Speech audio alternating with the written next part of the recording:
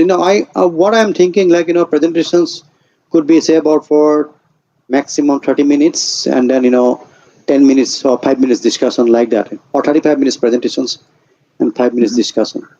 In all, 40 minutes for each, you know, group. Yeah. So, John, we have to make a 25 minutes presentation. No, but you can go for 35, not 25, 35. Okay. 35, yes. Yes. Yeah. You can give us the signal when to start. Yes. We are just waiting for Andreas. Yes, Andreas, I have seen now. Hi, Andreas. Andreas, you are muted. Hello. You have two guns in two of your ears, you know. What are those guns or what? I'm getting afraid, you know. What you are pointing? What are you talking about? Two guns, you know. Looking like, yes.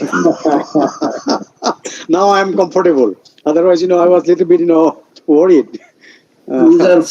These are fancy glasses, man, for resisting computer time. Yeah. Hi, Andreas, how are you? Hi, Rajiv.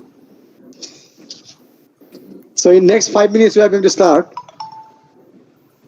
We have, I think, 5 more minutes or 4 minutes to go. In the meantime, I have to thank you, Bitwit, for organizing this event. I think it has not been described in the AdaptNET program, so this is an add-on. So I hope the share will see it as a valuable event. Yes. This we can include now in the program. I assume you're recording this, or? Yes. It will be recorded and it will be also given in the YouTube as well as Facebook. Okay. We have a YouTube page, we have a Facebook page, YouTube channel, and then Facebook page. Rupjuti will do that. Rupjuti and Malaya, they are given responsibility. Thank you to those two too. Yes. So, Andreas, should we start? You know, already we have 40 participations. Of course, you know, today a bit less participations, but, you know, I was expecting 50 plus. Maybe they will join. Malaya, whether all our students, they have joined, you know? Yes, sir, they have joined from the lab. From the lab, you know, can we see the e-labs, you know, somebody? They're joining from the respective labs. They have not come to the e-lab. We have just one person in the e-lab. So we're still waiting if anyone comes. Yeah. So you say, right, people can use the e-lab facilities? Yes, sir. Okay. Take a photo. Mm-hmm. Okay, sure, sir. It's good to see everyone. Yeah. So, very good afternoon, all of you. Dr. Andreas Voloudakis, our European coordinator for AdaptNET program at Assam Agricultural University, which is going on here.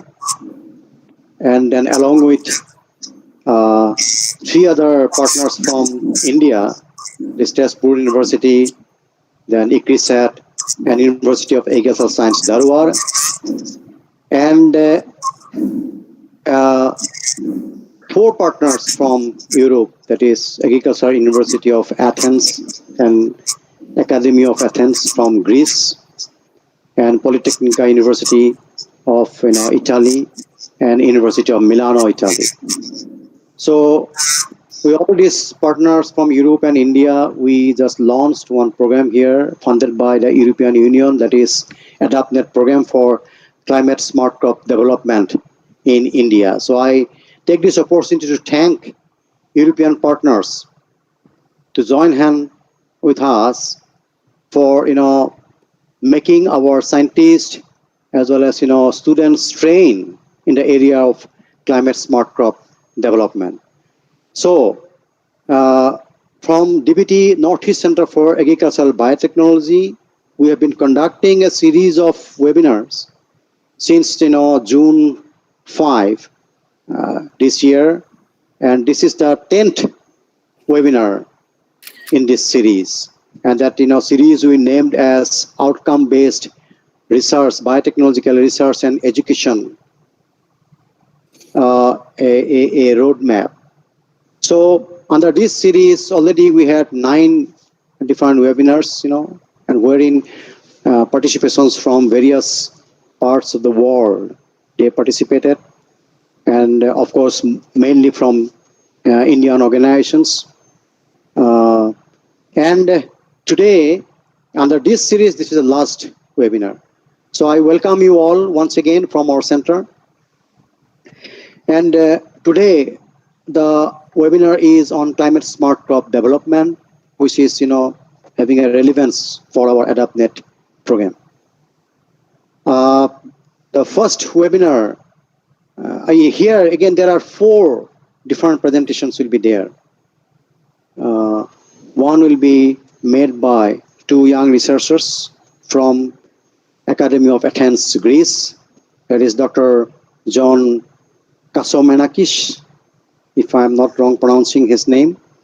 I have just learned. And another one is Dr. Dimitrios Voloudakis. So they will be talking on indicators of climate change risk in agriculture. So Dr. Kapsomenakis is a climatologist and associate researcher in Academy of Athens, and he joined this institute about in 2006, and he has 15 years of experience working in climate modeling. So we'll be very happy to hear him, and his collaborator in this particular webinar, that is Dr. Voloudakis, from the same organizations. He's having a PhD in agronomy from Agricultural University of Athens, and he is specialized in climate change impacts on agriculture. So, over to both young researchers. They are pretty much willing to visit India, and I hope through this program you'll be able to visit this beautiful and historical and amazing country.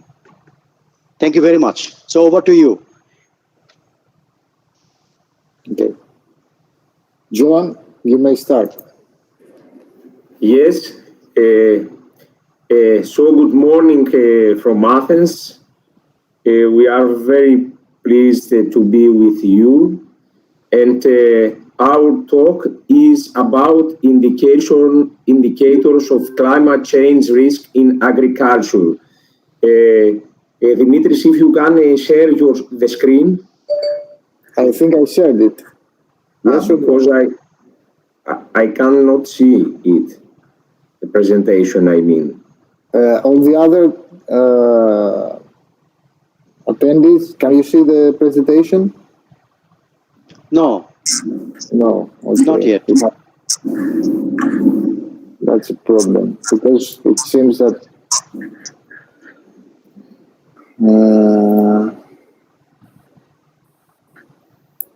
You can. Yes, it's coming now. It'll come. Yeah, you go to the slides. Okay. Yes. Now, Put it in the slideshow. Put it in the slideshow. Okay, so we can go to the next slide. In the first slide, we have the time series of air temperature during the last 115 years. And we put this slide to give to all of you the reason why we speak about climate change and why our topic is very crucial. Here we can see that in the red line is the air temperature time series for the last 1.5 century, and we can see that during these years the air temperatures goes up to 1 Celsius degree from the pre-industrial period. This could for someone is a minor change, but is not, is a very big change.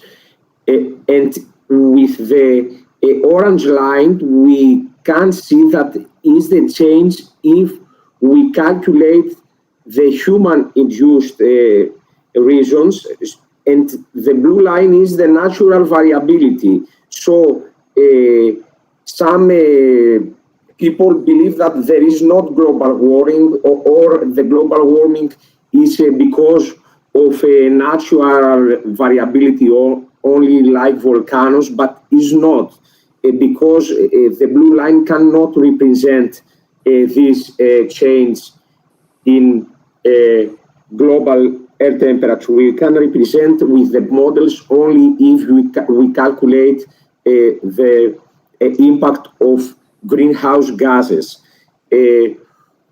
And this change is about homogeneous in the Earth, is about something more in the polar region and something less in the equator, but is somehow homogeneous.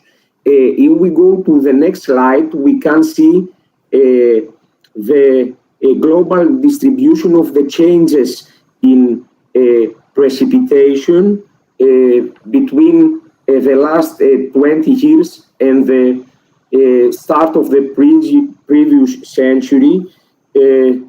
And now we can see that the changes in precipitation is inhomogeneous over the Earth. So there are areas that during the last years they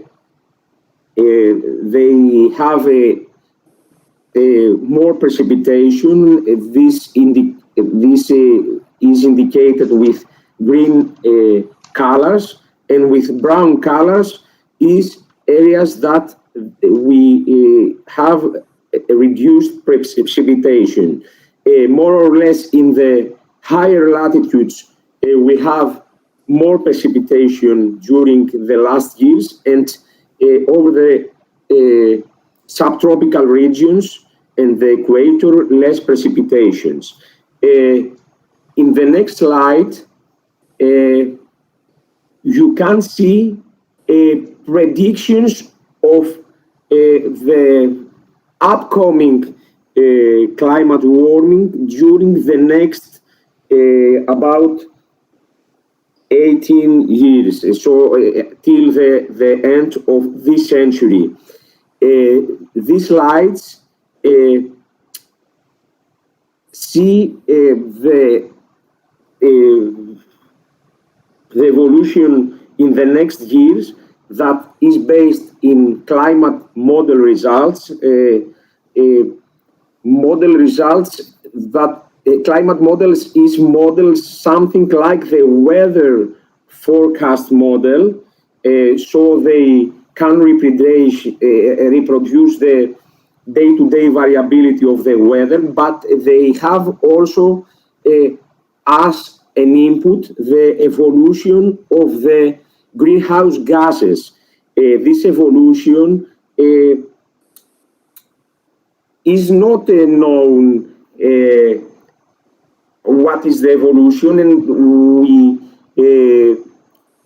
try to reproduce it other scenarios. These scenarios have the name of represented pathways, emission pathways, and there are a scenario that we think that the greenhouse gases goes up, but with a weak way. And after the mid of this century, we have no new emissions. So in the end of the century, we have at all no new emissions of CO2. And this is the represented pathways 2.6. And there are intermediate scenarios, the 4.5 and 6, and a scenario with the name 8.5. In this scenario, we have as a working hypothesis that we do nothing, and then the emissions goes up and up, and in the end of the century is about 13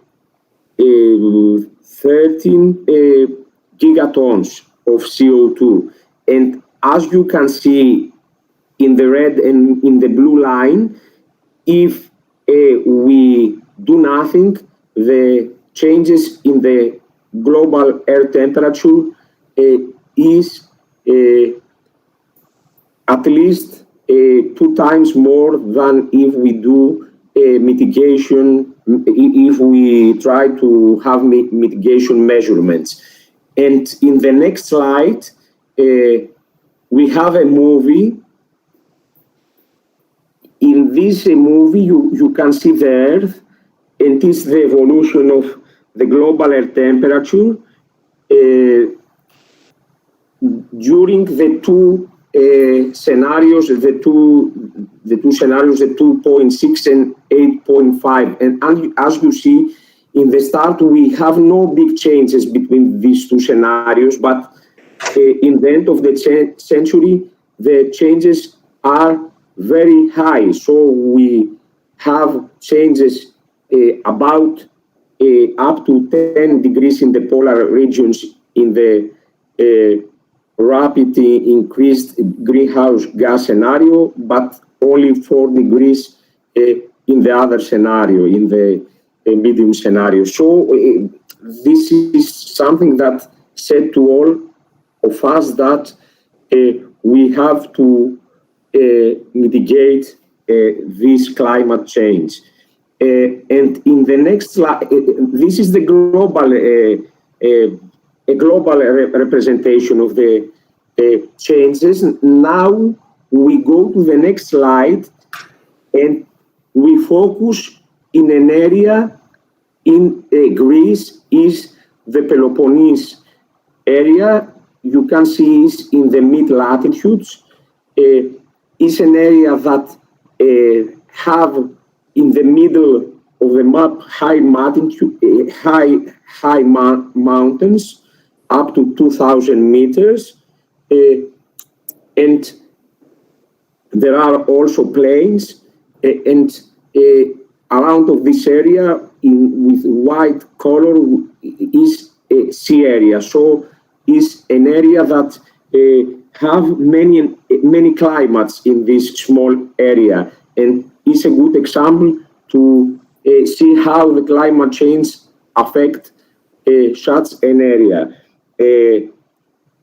We have the map of aridity index. This is an index that is the ratio of precipitation versus temperature, and with green colors, the high values goes to humid climates, and the white, yellow colors or red is the red color in some humid dry color, climate, and then with yellow we have the semi-arid and arid climate. So in the during the last period of the 20th century, more or less all this area is in the humid climate, except some plains in the east of this area. But if we go to the next slide, and this is this is climate projection based on an ensemble of 7 regional models. we can see that in the upper panel, we have the projection for the near future. And in the bottom, we have the same projection for the far future. We can see that as we are moving in the far future, we can see that there are more yellow and orange colors, and this means that that this area became more and more arid. This is the combination of two things. First of all, in the area of Peloponnese, we believe and we project that we have about 20% less precipitation. And second, we have more potential evaporation because of the changes in the temperature that in the end of the century take values about 5 degrees for the war scenario. And you can see also that for the weak scenario of RCP 2.6, also for the end of the century, we have less yellow color. This means that if we take measurement, the changes are not so strong. Then we go to some other projections that are related to agriculture. Here we see the number of frost nights, so nights that have temperature less than 0 degrees. And is the changes again between the present and the future. Again, we see that in the far future, we have in some areas in the mountain regions, more than 50 days with less night frost. And this is again for the worst scenario for the far future.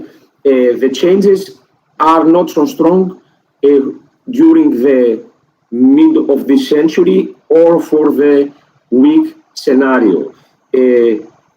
So if we go next, here we see that we have also less snow cover during the far future. Is more or less the same with the previous. In the next slide, we have projections for the growing season. With this, we mean the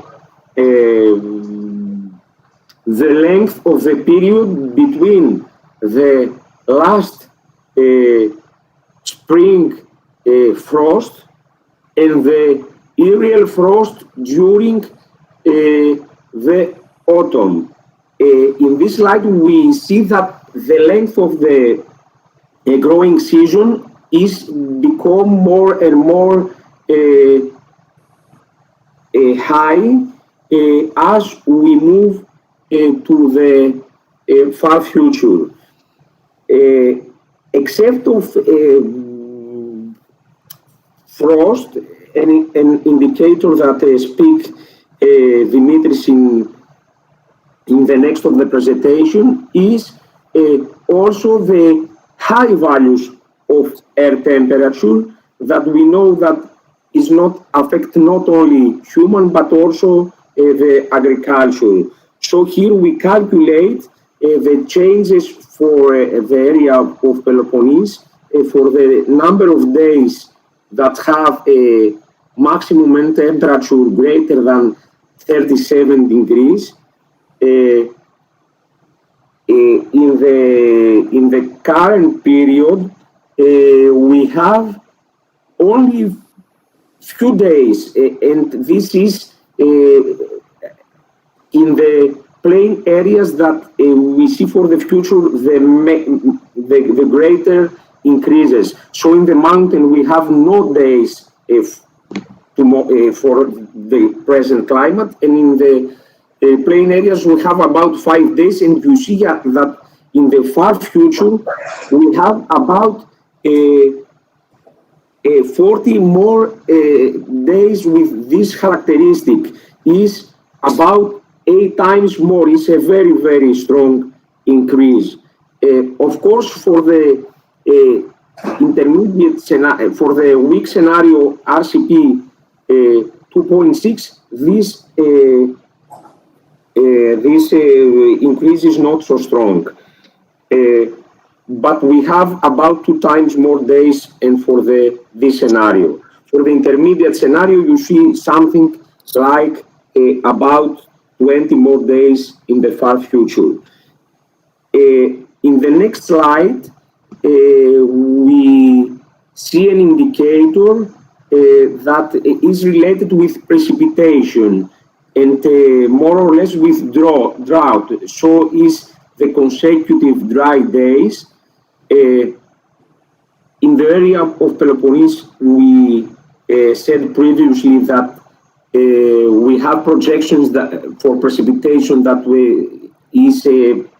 became 20% less than today, and this affected also the length of the dry season.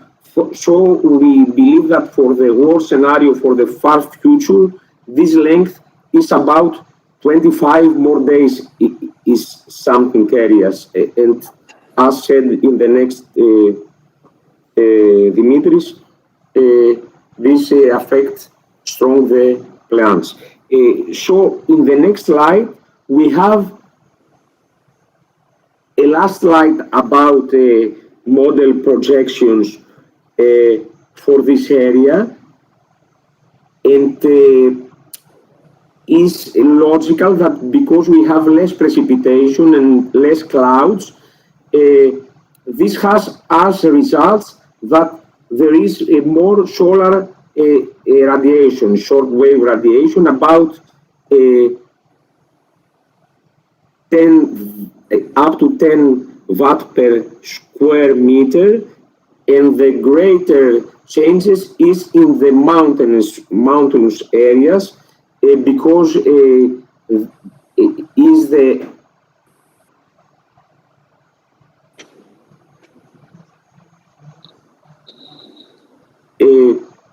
so this is more or less the changes that we have with our models, the projections that we have with our models in basic climate variables and climate indicators that are related to agriculture.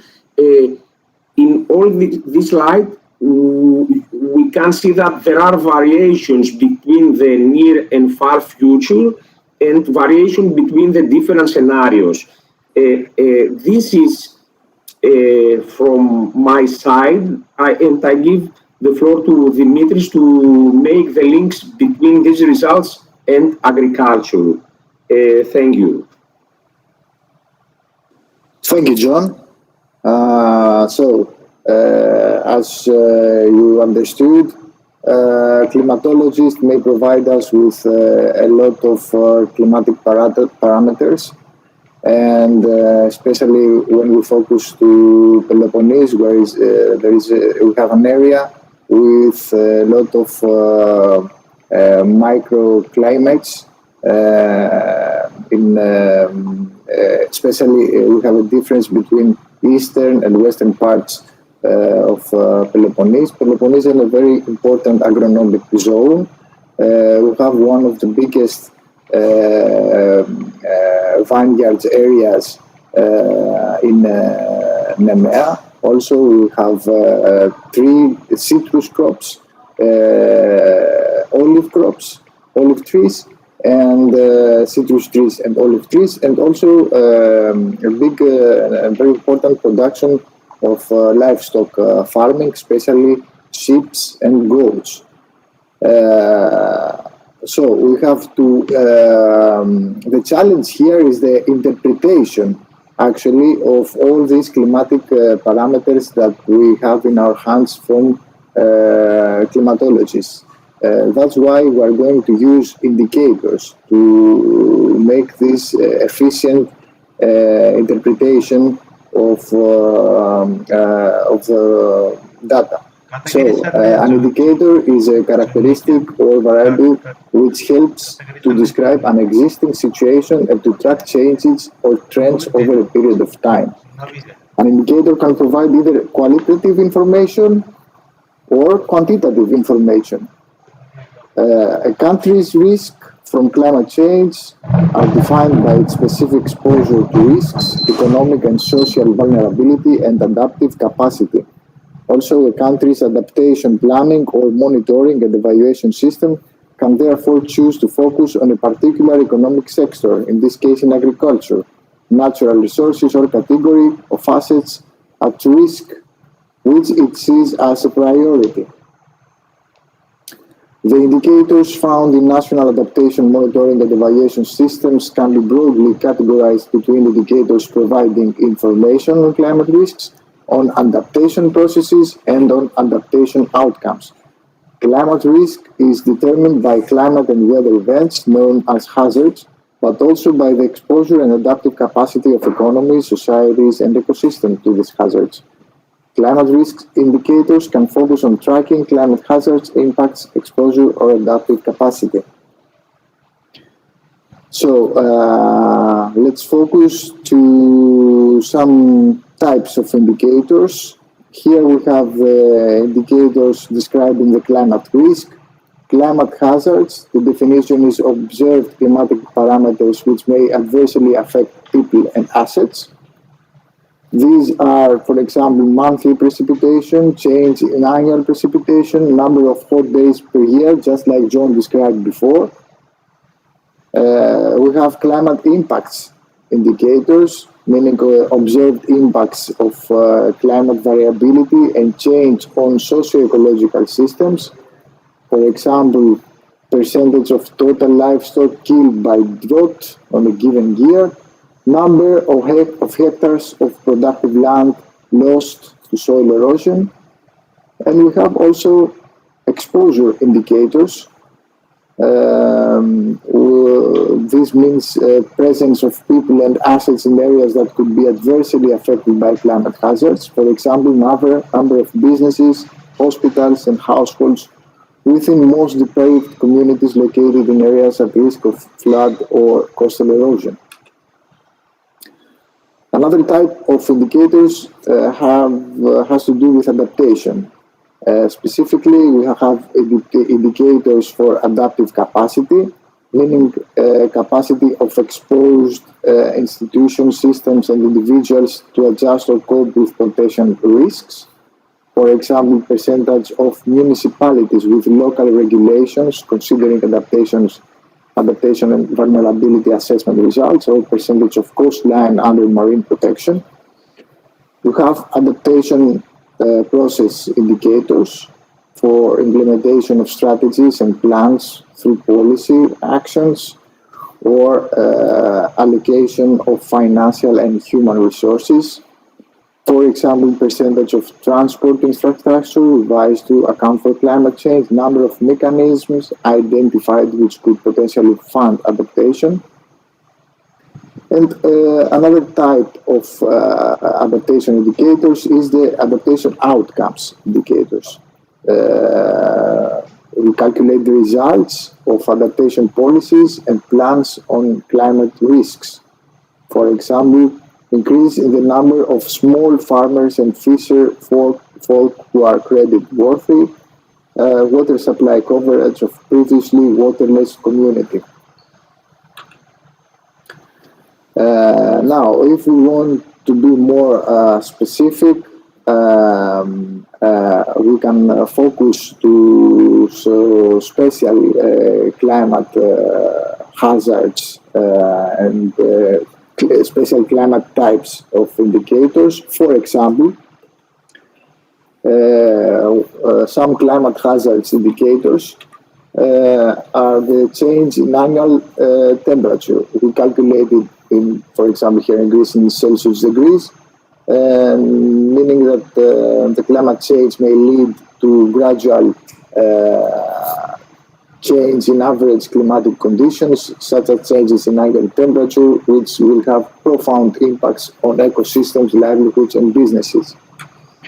Having in our radar this climate hazard indicator help us to calculate a climate impact indicator.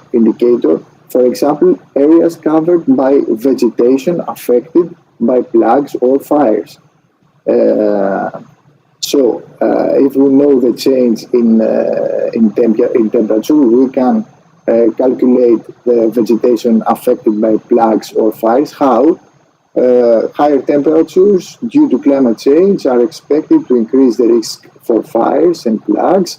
Knowing the dispersion of plagues and fires on areas covered by vegetation gives us insight into potential vulnerability increases of the affected ecosystems and can help identifying appropriate adaptation measures.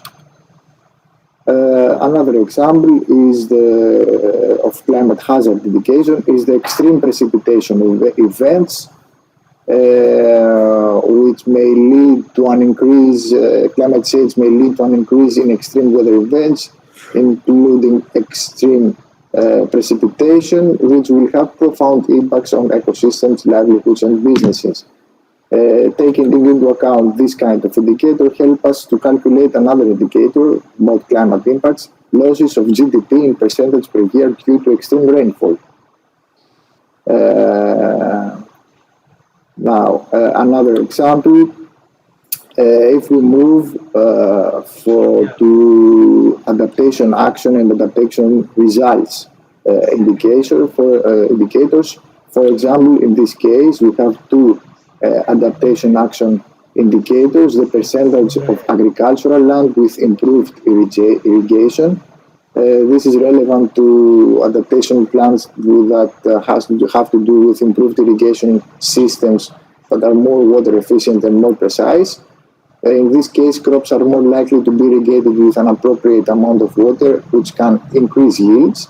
Lower water consumption favors sustainability and supply security and helps to prevent salinization and save costs. At the same time, the percentage of treated wastewater, the relevance with adaptation is that higher temperatures and water scarcity increase the need for treating and reutilizing wastewater.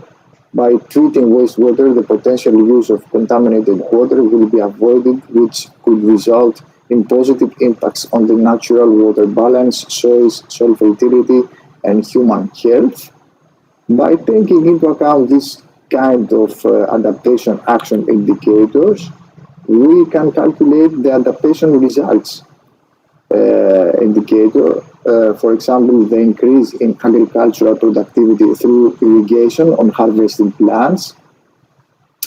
This indicator gives information on potential increases in productivity resulting from irrigated agricultural land as an adaptation measure. Another example is of calculating an adaptation action indicator is the total sum of investments in programs for the protection of livestock. Livestock is an important source of livelihood and income. Investing in adaptation measures increase the farmers' adaptive capacity and can offset the negative repercussions of climate change.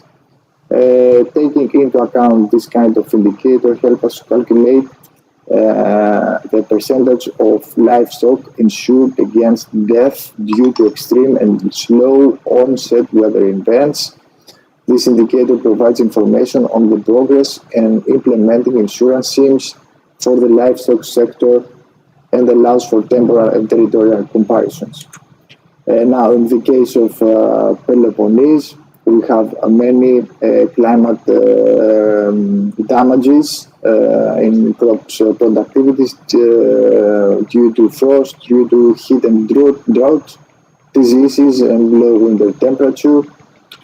Taking into account the historical data and also the future projections, we tried to, first of all, to calculate the impact in crops productivity. How? From all these indicators that we present you before, we chose those that are more preferable to Peloponnese areas based on the data we had, the available data that we had. And so taking into account climate hazard indicators and climate impact indicators, that give us the chance to calculate the potential impact on crop productivity. And as you may see, crop models are in line actually with climate models. In the case of the worst and warmer RCP 8.5 scenario, we see that the impact on the crop productivity is very negative in some cases. So if we have this potential impact, that helps us to organize adaptation actions with the use of more formulate indicators, and taking this into account in this combination help us to organize an adaptation strategy. And with the indicators, the last category of indicators, we can assess the effectiveness of this strategy. So I'm closing my presentation, and I'm saying that the conclusion is what kind of indicators we're going to use in a study of a special area, of a special location, is based on the tools that we are using for the estimations of the impacts, and the availability and the transparency of the data that we have in our hands. Thank you very much for your attendance. So okay, thank you both Drs. John and Dr. Dimitrios for your nice presentation and on indicators of climate change risk in agriculture. I'm sure this kind of indicators will help breeders to design their breeding program for developing, climate smart crops, especially to change the idiotype of, crop plants as per the changing scenario of climates. So now this webinar is open for discussion. Maybe for 5 minutes we can have some questions from the participants. Thank you.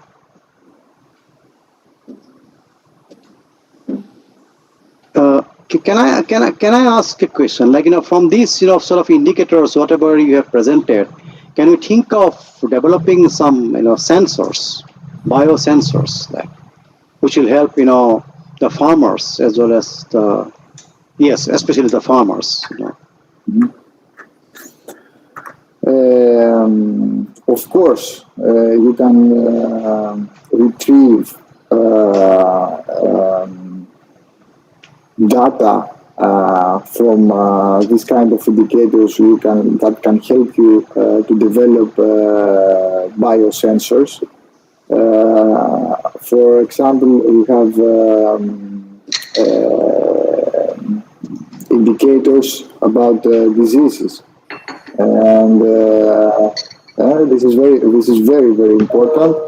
The diseases are extremely connected to climate parameters.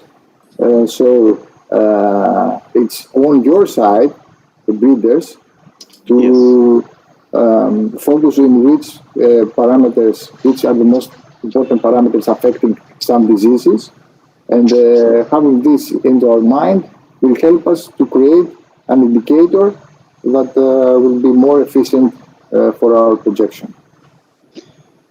Okay, thank you. I have seen here in the question box, that is Sandhani is having a question. Please, Sandhani, please, you ask your question.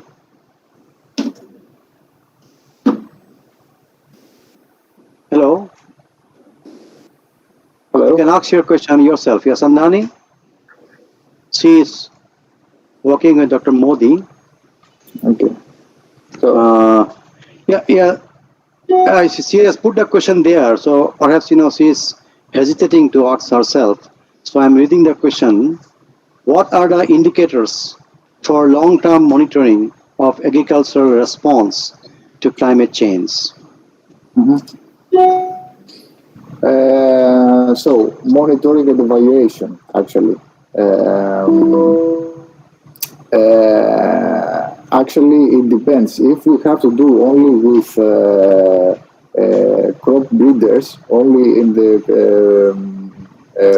if we are talking only about the production phase, then we have to focus mainly to indicators for climatic hazards, like those I presented before, temperature, extreme precipitation, and parameters like that. But if you are a policymaker, and if you want to see that, if you want to evaluate a strategy, adaptation strategy plan, then you have to move forward to another category that will help you to make this kind of work, the assessment.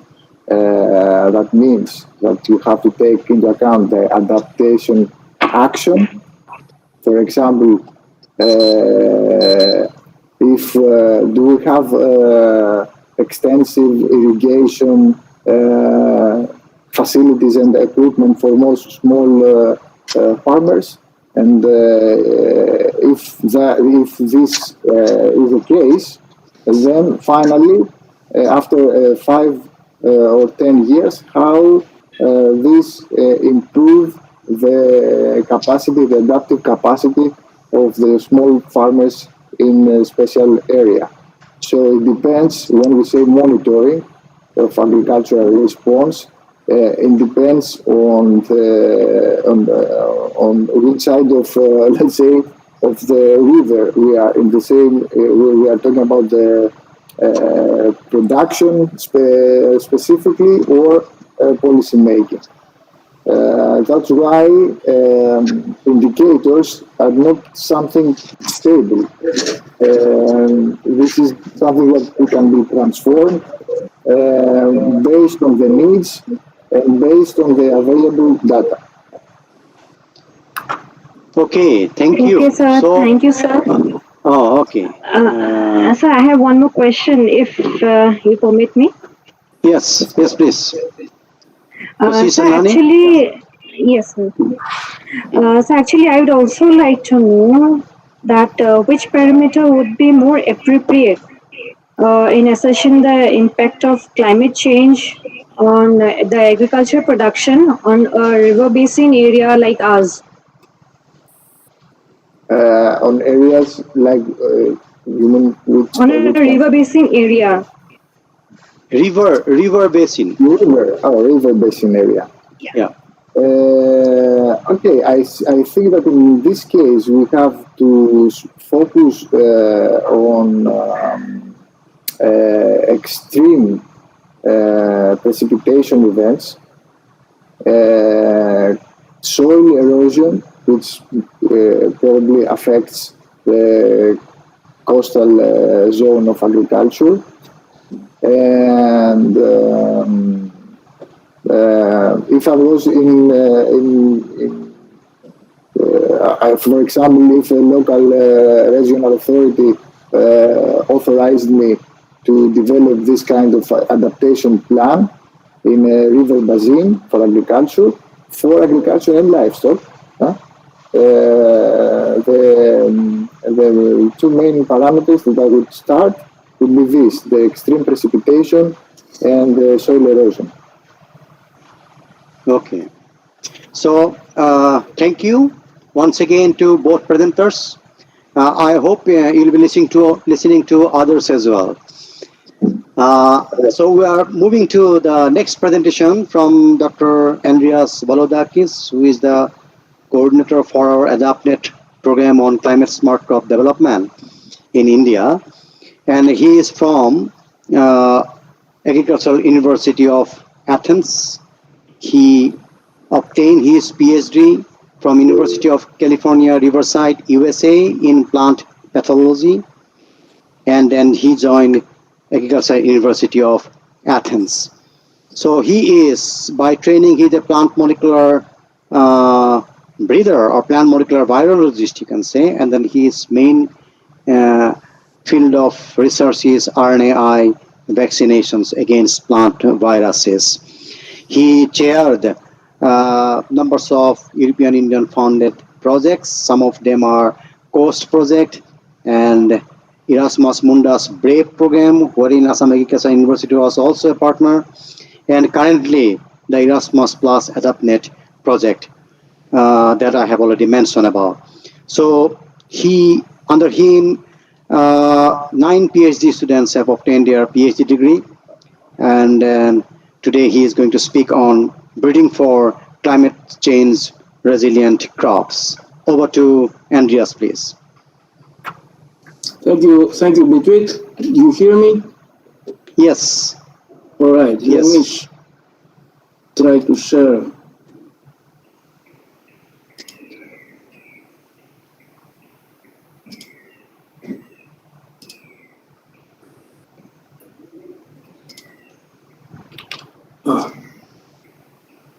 You put it in a slideshow.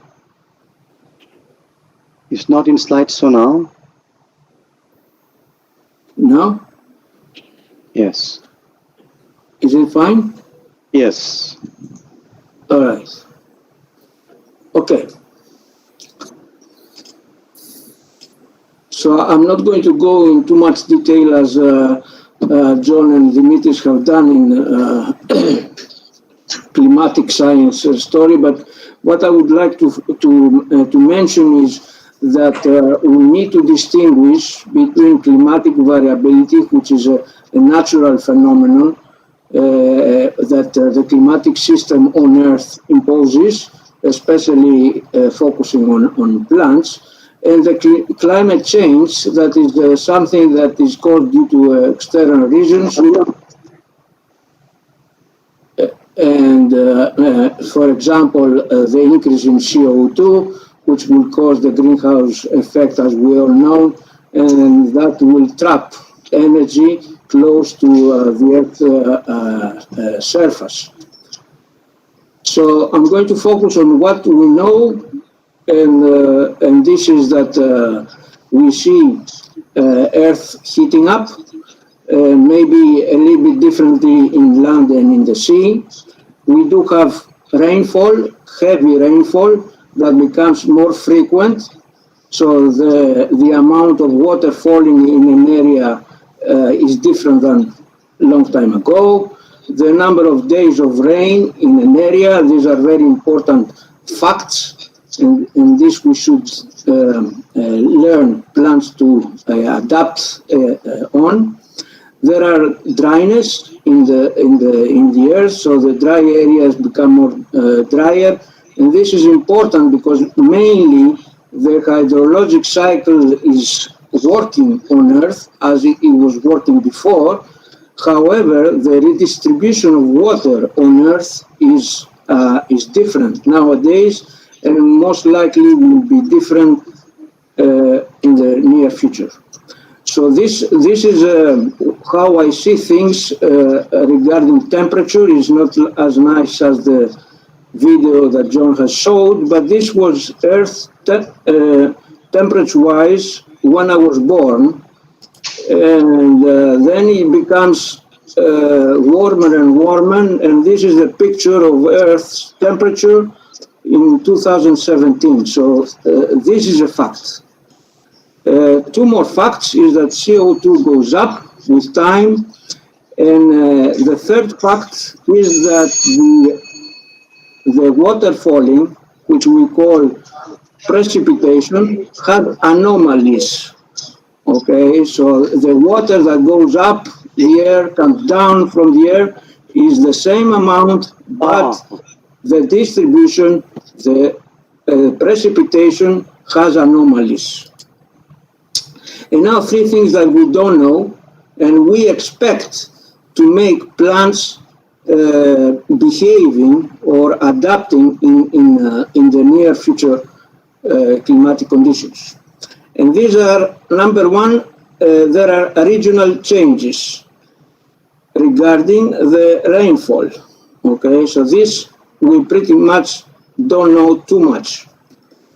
Warming rate on Earth, we consider that that will be about 0.3 C. I don't know which scenario is this, but this is something that we don't know, whether this 0.3 degrees Celsius is the truth or not. And there is a variability from year to year, depending on the scenarios that John nicely presented. So these are things that we don't know. So there is a great concern of food security on Earth, and we have to consider that there is a local productivity, primary productivity in particular areas, and there is global productivity, so we consider the whole Earth as the factory of producing food for whoever steps the foot on Earth. Now I'm going to highlight some things regarding the climate change and how these features affect agricultural productivity. And I have separated this little table in high latitude, so north and very, very south, and low latitude, so areas in the temperate region or the subtropics and tropics. So increasing CO2, this is a fact. So with double plus signs, that means there's a huge positive effect on C3 plants. Again, increase of CO2, positive effect on C4 plants, mostly in the temperate and subtropics and tropics area where C4 plants thrive. Drought, double negative sign. No matter where plants grow, there's going to be an effect. This is a fact. Heavy rainfall up in the north, plants are used to heavy rain, so there's going to be a small negative effect with extra rain, and plants which are in temperate, subtropic and tropic, there will be a greater effect of heavy rain. What about warming, global warming? Now regarding the C3 plants in high latitudes, there's a plus or minus sign. So here things are not clear, and it is very important to understand that there might be some positive effect of global warming in high latitudes. But in low latitudes, things are again double negative, so serious impact. Okay, let's see from a physiological point of view, what is the effect of temperature in agriculture. So temperature will affect the plant growth, mainly through two major physiological functions of the plant, which is photosynthesis. So it will reduce photosynthesis in both C3 and C4 plants. And you see this here, that above a certain temperature, the photosynthetic rate, the rate that sugars are produced within a plant goes down, okay? But I'm going to point out that these guys, the C4 plants, okay, do grow better, meaning they produce higher sugars in a greater span of temperature. So this is very, very important, okay? However, the C3-4 plants, you see that they kind of reach the C4 plants in higher temperatures. So there is higher physiological flexibility in C3-4 plants when temperatures go up. And the other physiological factor which is affected is respiration, because through respiration plants lose water, and that is not good because photosynthesis will go down. And again, this graph shows the response of respiration, okay, according to the air temperature. Okay, so this goes high, and then at some point there is a small plateau, and then the plant is affected and respiration goes down, with whatever that means to the plant growth. Plant development, this is very, very important, because plant development will affect the duration of life cycle of a crop.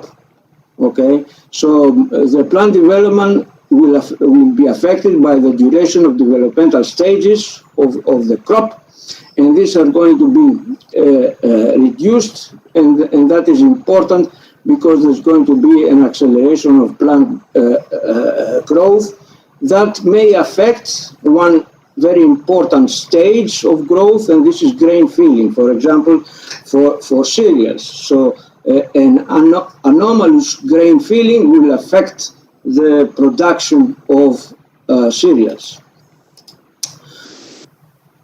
The next factor is that water stress will affect agriculture, and what we have here is that the increase of water vapor pressure deficit in the leaf will lead to greater respiration. So the water vapor pressure surrounding the leaf surface will increase the respiration, the loss of water from the plant, and this is very, very important. I want to point out here two things, that adaptation is very, very important to plants, and you see here in the left panel, in panel D, you see two Arabidopsis plants. It doesn't matter. One that is growing in temperature 22 degrees, better for the Arabidopsis plant, and then it switched to 28 degrees. It really suffers from that change. However, when the plant is grown on 28 degrees and kept on 28 degrees from the same length of time, you see that the Arabidopsis is adapted, is growing higher, it's more blue. That means that the leaf temperature is more normal, okay, for the point of view of growth, than when the plant is switched from 22 to 28. So this part of adaptation is very, very important, and scientists would like to see how this adaptation is actually introduced into plants, and whether we can use such machinery of the plant to make them resisting to changes, and here is air temperature.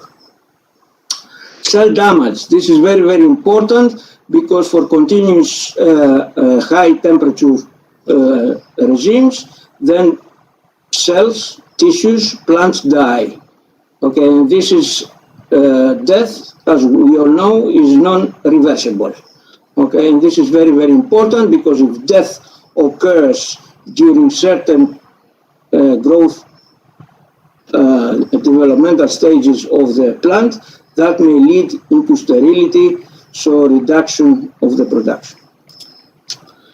Now, we do also have biotic stresses, which in combination with plants, they have to respond to high temperatures. And this is very important, because pathogens and pests, insects, nematodes, etc., they grow faster than plants. Okay, so they can grow faster, and more epidemics could impose into poor plants which cannot move. Everything is okay? Yes, please. Okay. Go ahead, okay. Andreas. Okay, so everything looks negative until now, but I have to point out one positive thing that is predicted to happen, and this is the temperature increase will reduce cold temperatures, okay, in the northern latitudes. So some people in the future are going to benefit. So there's going to be an increase in production in northern latitudes. And here you see in green where the temperatures are going to be higher and the productivity is going to be higher. And of course, we have the areas where in red, and these are the production areas on Earth that are going to be affected by the increase in temperature. And you see that India in general, okay, it is in pink reddish color, and little Greece here is in pink area in general as a state. Huh? Okay, a brief break to point out that if you adapt to change, then you are smart. So we want plants to be able to adapt to change, either by themselves or by human hand, and that will render the production sustainable in the future. And this is what we aim. Now, the challenges that food security has is not only climate change. Climate change is number one, or at least most of the people think it's number one, but also we have to think of all the other 4 remaining factors, which is human population, overconsumption of goods, food, okay, the degradation of the environment that is done by human, not only agriculture, but others too, and the development of plant species, crops, to be used as biofuels. So all these factors are the challenges, okay, but we have to focus today on climate change. Now, one word that I really like is sustainable, actually 2 words, sustainable intensification. So we have to be sustainable in agriculture by intensifying agriculture. So we have to be smart on what we do in agriculture. And for these purposes, we are going to employ genomics tools, and this will be the topic of the next speaker from Madam Kudapa. And there's going to be a focused use of genetic resources. So we need to sustain genetic resources in data banks, and that should be screened and used appropriately. An important thing that I see a future in, and some young people from the group may think of researching or going towards, is phenotyping. Okay, because phenotyping will go hand to hand with genotyping. Okay, the strategies here I point out in red. These are the keywords. Okay, we're going to focus on biodiversity, plant biodiversity, or all biodiversity. For example, soil, microorganism biodiversity may be important, because through them we may affect the behavior of plants. We have to identify the traits of importance for all particular phenotypes. We have to detect the genes which are responsible for the traits. Some traits are monogenic, some are polygenic, and this is important because we need to identify all the genes responsible for that particular trait of importance, and this makes us entering the area of QTLs, and this is important. We do have to use or develop even more genomic tools for breeding, okay? And we can also use genetic engineering, either the traditional genetic engineering by introducing genes into plants, giving them better traits, or through the novel techniques of gene editing that will also reach us to the same point. And lastly, I do have something which is not related to plant science, but it's very important because bioinformatics will assist plant breeding in order to be able to identify the genes, the expression of the gene, the traits that will link the genomics and phenomics together. So this is an area which I think all plant scientists should investigate at a small or at a large time. All right, so the traits that are associated for climate change, in my point of view, are these 10. So these are decalogue of issues, traits, and we start with flowering time. We're going to go to root characteristics, resistance to cold, resistance to high temperature, resistance to drought, water use efficiency, resistance to submergence, resistance to diseases and insects, and finally, nutrient use efficiency. I'm going to go through as many as possible today. Due to time limitation, I may not be able to do all. I'm certain I'm not going to do all. So number 1, flowering time. Okay, this is important because this trait, okay, when plant will flower, is a trait which is locally adapted. Okay, so it is expressed in a local environment. Okay, so this trait is affected by both endogenous cues, by the genotype which is actually expressed in that particular plant, and affected by environmental conditions.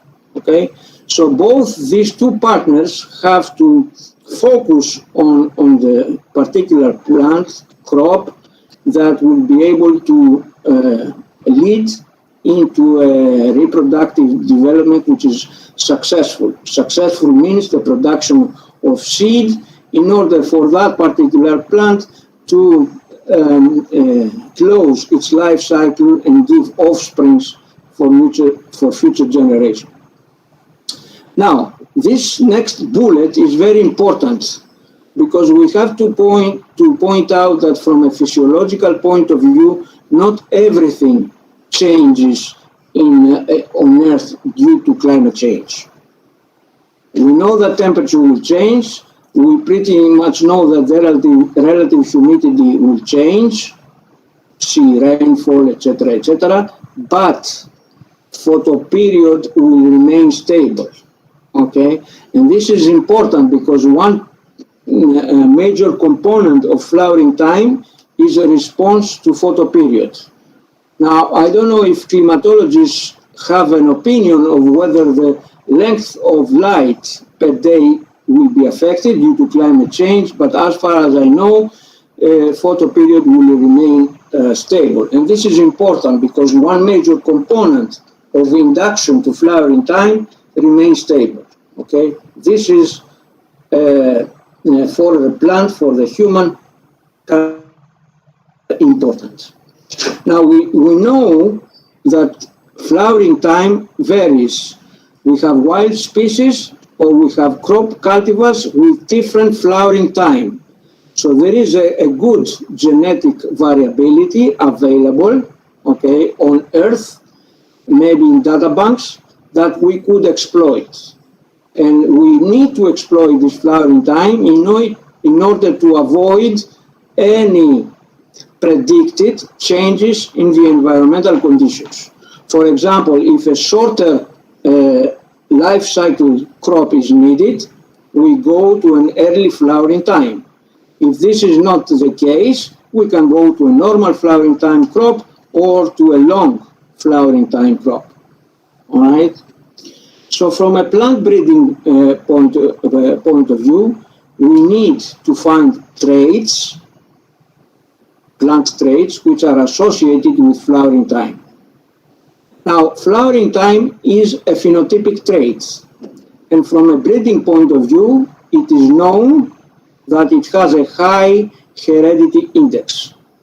So this is very important because you flower, you produce offsprings. You don't flower, you don't produce offsprings, and that's a dead end for that particular species, plant species. So this is very important, and the high heredity index for that particular plant trait is ideal for breeding. Okay, it is simple to monitor, it is simple to screen, and it's ideal trait for marker-assisted selection. Okay, so it has all good things from the point of view of a breeder. We need flowering time mutants, and this can be done. Okay, and here I do have an example of technology named T-Link, which could be used in order to identify these mutants. Okay, this can be chemical or other type of mutagenesis. Also, we can target genetic engineering through gene editing when we identify genes which are expressed and leading to undesirable flowering time event. So gene editing is important when we actually identify the genetic information, the gene that needs to be altered in its expression. Okay. Now, important thing is adaptation. Okay, as Charles Darwin said. So, in order to be able to adapt, for example, for wheat, we can exploit information from model plants. For example, for wheat, I would go with rice, which is a model plant of monocots and cereals, or I will go to other model species, for example, Arabidopsis, where a lot of information regarding gene networks and genotype modeling is known. So this is very important information that could be exploited for crops. Okay, Arabidopsis is not a crop, it's a plant model important for providing this information to crops. Now, important thing is to be able to correlate flowering time, okay, with the environmental conditions that occur in that particular area where the crop is grown, okay. So that is important, that climatology needs to tell us what is this environmental conditions happening, okay, maybe in the near future or in the long term. Then you decide whether you introduce a breeding program leading to development of flowering time adapted crops. Okay, I told you before that thank God photoperiod is not affected, but there are 3 more pathways that affect flowering. And pathway number 1 is vernalization. Okay, in simple terms, is the memory of winter. So plants remember winter, they went through winter or cold temperatures, and now the cold temperatures are relieved, and plants are relieved, and then flowering will be induced. And you see here at the little graph, the 2 VRN genes, okay, this is in cereals, in rice in specific.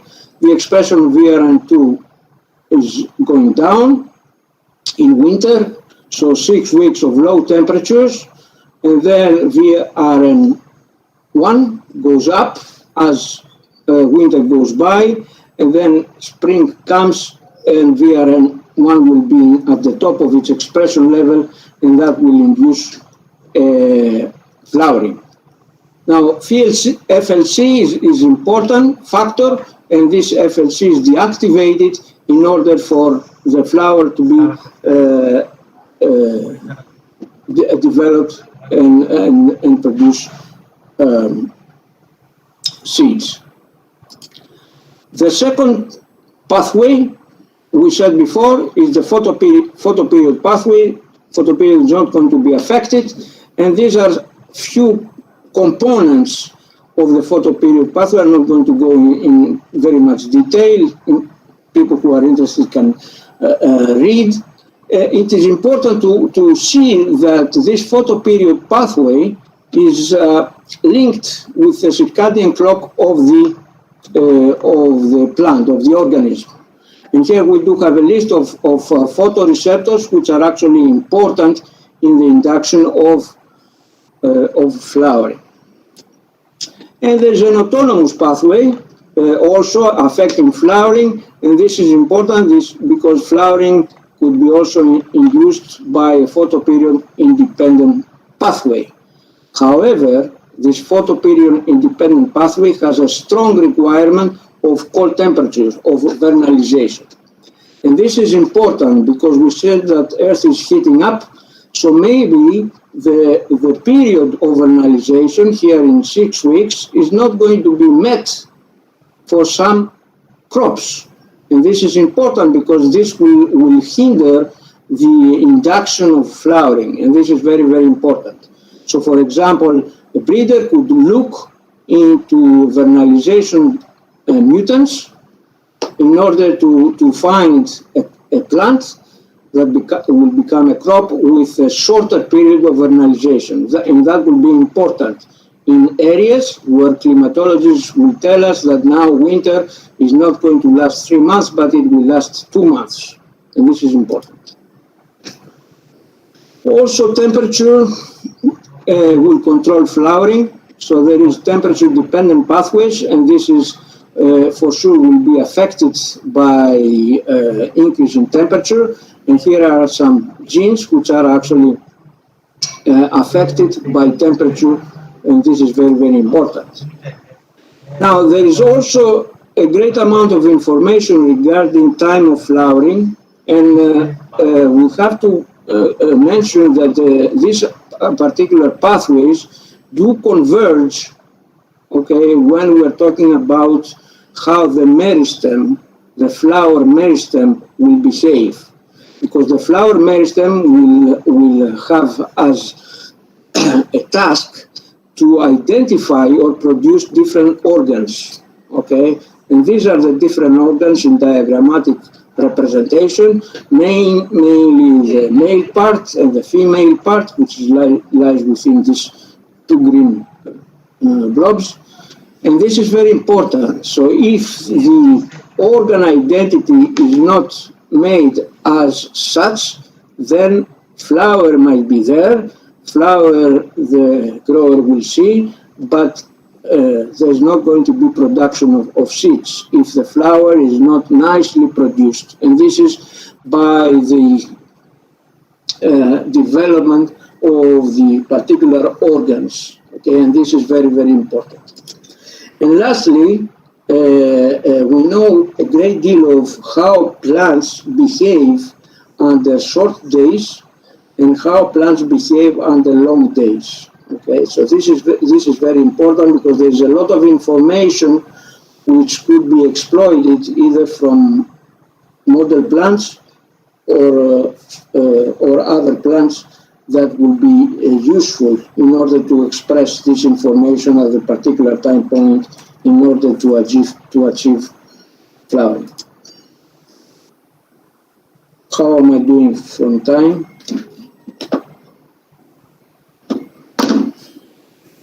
How many slides you have, Andreas? Don't worry, I stop when you tell me. It's up to, yeah. I have about 10 more minutes? Yeah, 5 to 10 minutes. 5 to 10 minutes, okay. You are very generous. Okay, roots. Okay, root characteristics is the number 2, okay, in the list. They are really integrated with the adaptation to abiotic stresses. Okay, we do list here drought, submergence, soil salinity. Okay, these are the functions of the root. I'm not going to go into details, but here there is an important trait, root architecture. Okay, the alteration of root architecture could lead into increased productivity. This is what we want in order to try to achieve sustainability. Here I do have a photo of 2 different roots. Okay, one which is heavy massed in the top part, and one tap root, which the main root will deep and deep, trying to find water and soil nutrients, micronutrients and macronutrients in order to be able to support the upper ground plant part.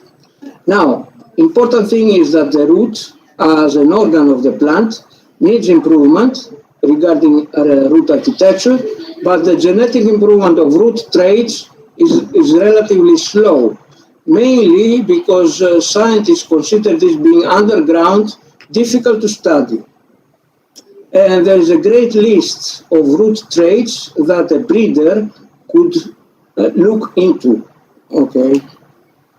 Again, the breeder will develop this type of root for a particular crop in a particular region that climatologists will tell us that we are going to have a greater drought events next year or 5 years from now. Right. Now, there are anatomical and physiological traits that will characterize a root. One we said is the root architecture. The root hairs, which are the important components of the root in order to be able to get water, micronutrients, but also to interact with soil microorganisms. This is very, very important, okay? Ectomycorrhizae, endomycorrhizae are important components of the interaction of the roots of a crop in order to achieve a benefit, for example, against drought. So we don't need to improve drought resistance into crops. If we improve interaction with mycorrhizae, that will reach at the same level of breeding. We do have expression of genes which are involved in creation of tissues, whether we need an increased number of cells in a particular tissue.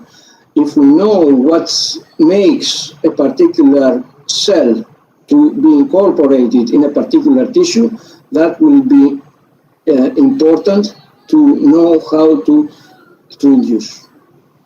And of course, the root meristem is very, very important. Here is a graph where actually is very important because you do have the different subtraits of the breeder's targets. And for this purpose, in the parentheses, this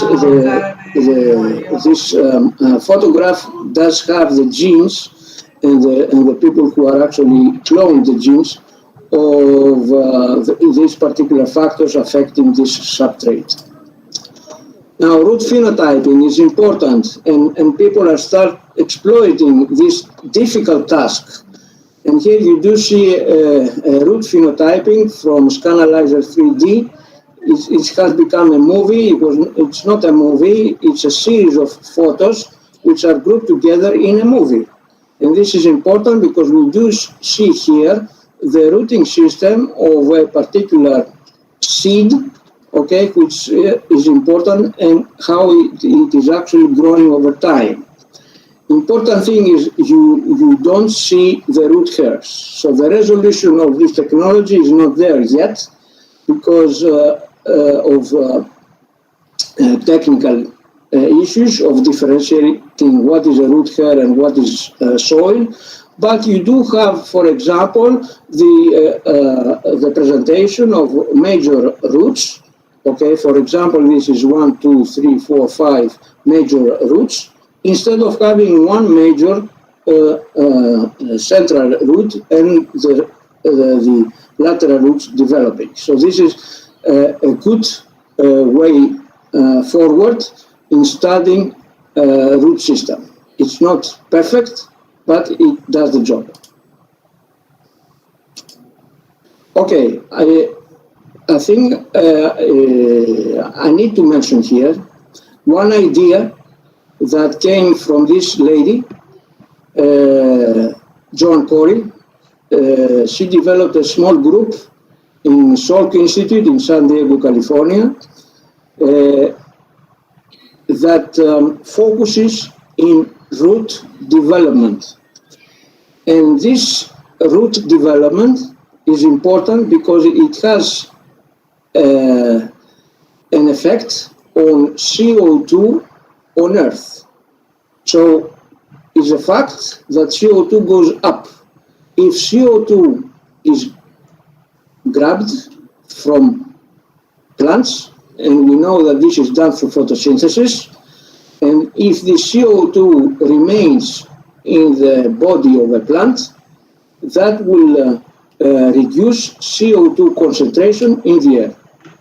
This was the idea, and the approach to do that is to be able for the roots, because we are in the root section, is to be able to produce a carbohydrate, a polysaccharide, which is named suberin, and this is not something artificial. It is made in particular crops, which are actually making cork, and this suberin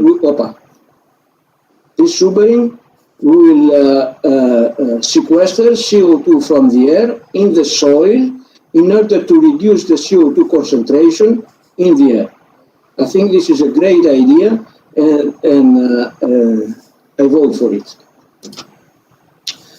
Between, I think instead of going to number 3, I stop here. Okay. What is number 3? There was resistance to cold and climate change. Okay. Yes. Because maybe we have two more. In a future webinar. Yes. That will be fine, I think. Thank you, Andreas, for very elaborate presentation on various breeding aspects for the climate smart crop development. And you have nicely explained the various strategies, in fact, for breeding program to undertake. I'm expecting some questions from the participants.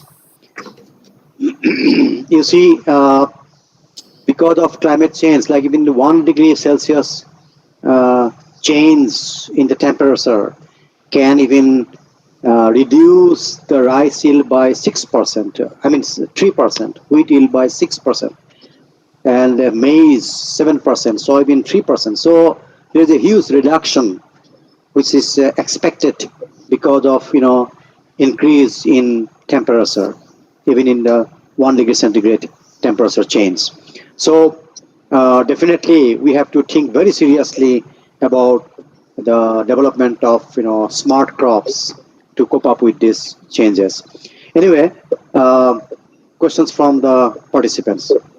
Let me say one thing. You're right about the 1 degree Celsius increase and the impact on plant production, but it is more important that this 1 degree Celsius increase does not occur during night time. So the impact will be even greater. 1 degree Celsius during night time. Yes. Yeah. Of course. At the same time, as you have mentioned, that there will be an advantage in certain places like very northern hemisphere, extreme northern hemisphere, where we cannot grow crop. So, maybe there will be possibility of growing crops in those places, in those countries. So that will be an advantage.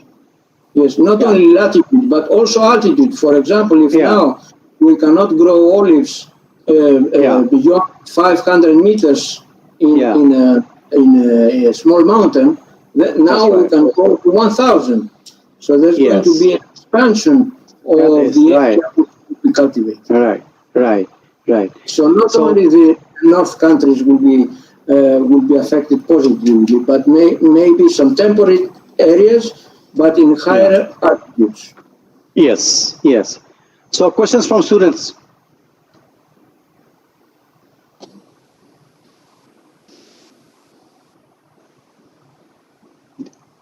There is a question from one student, Sandhani again, that can the inherent capacity of the plant to adapt to stress be combined with technologies like artificial intelligence in predicting the plant's response to climate change?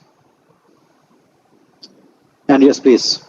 Yes, I don't know what this student has in mind, but what plants will do depends on their genotyping and their interaction with the environment. Okay, and this genotype could be made by breeders, molecular or traditional.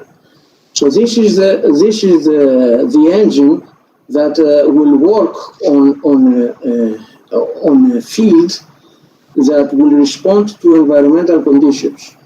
Now, it is important for humans to assist crops to adapt at particular time points. For example, if I am able to spray with something that will express a resistant genes at some point, okay, that's, I don't know if this is under artificial intelligence, but that will be important for the induction of resistance into that particular crop. Okay, so I'm looking into these types of molecules that will induce particular traits, either by overexpression of genes or by silencing genes. Either way will do the same thing. Okay. Another question is from Mamta. Mamta, are you going to ask yourself or I should read it out? Mamta? Hello? Yeah, are you going to ask the question yourself? Please. After that, we are going to switch over to the next one because of the time constraints. We cannot have more questions. This is the last one. Mamta, please. Okay, so you are not ready yet, so I'm just reading.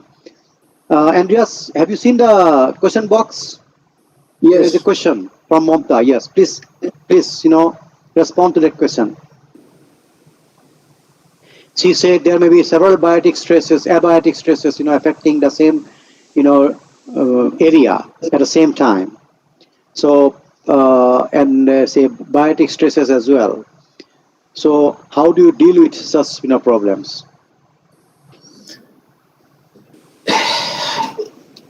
That's why agriculture is nice, because there's a lot of things you have to deal with. That's right.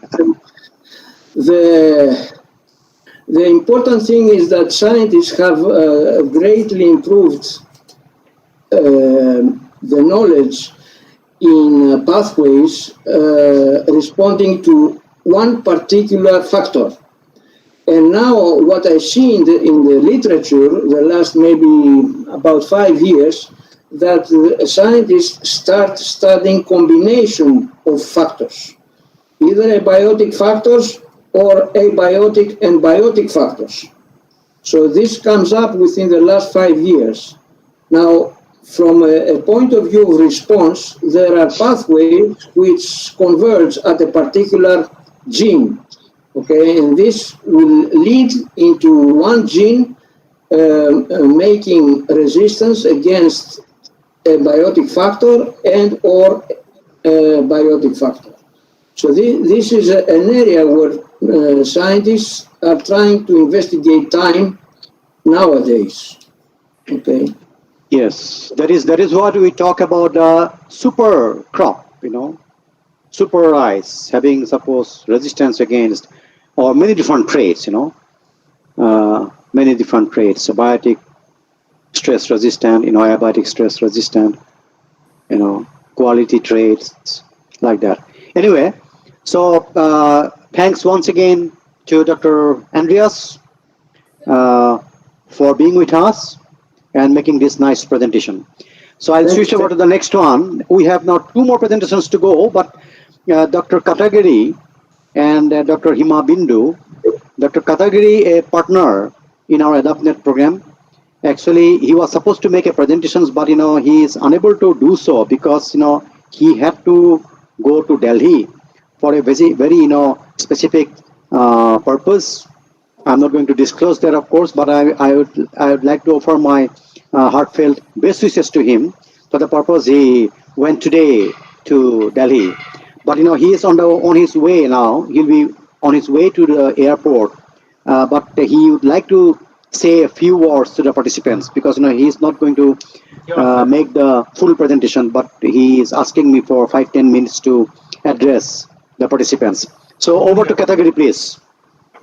Professor Katageri, he is from University of Agricultural Science, Dharwad.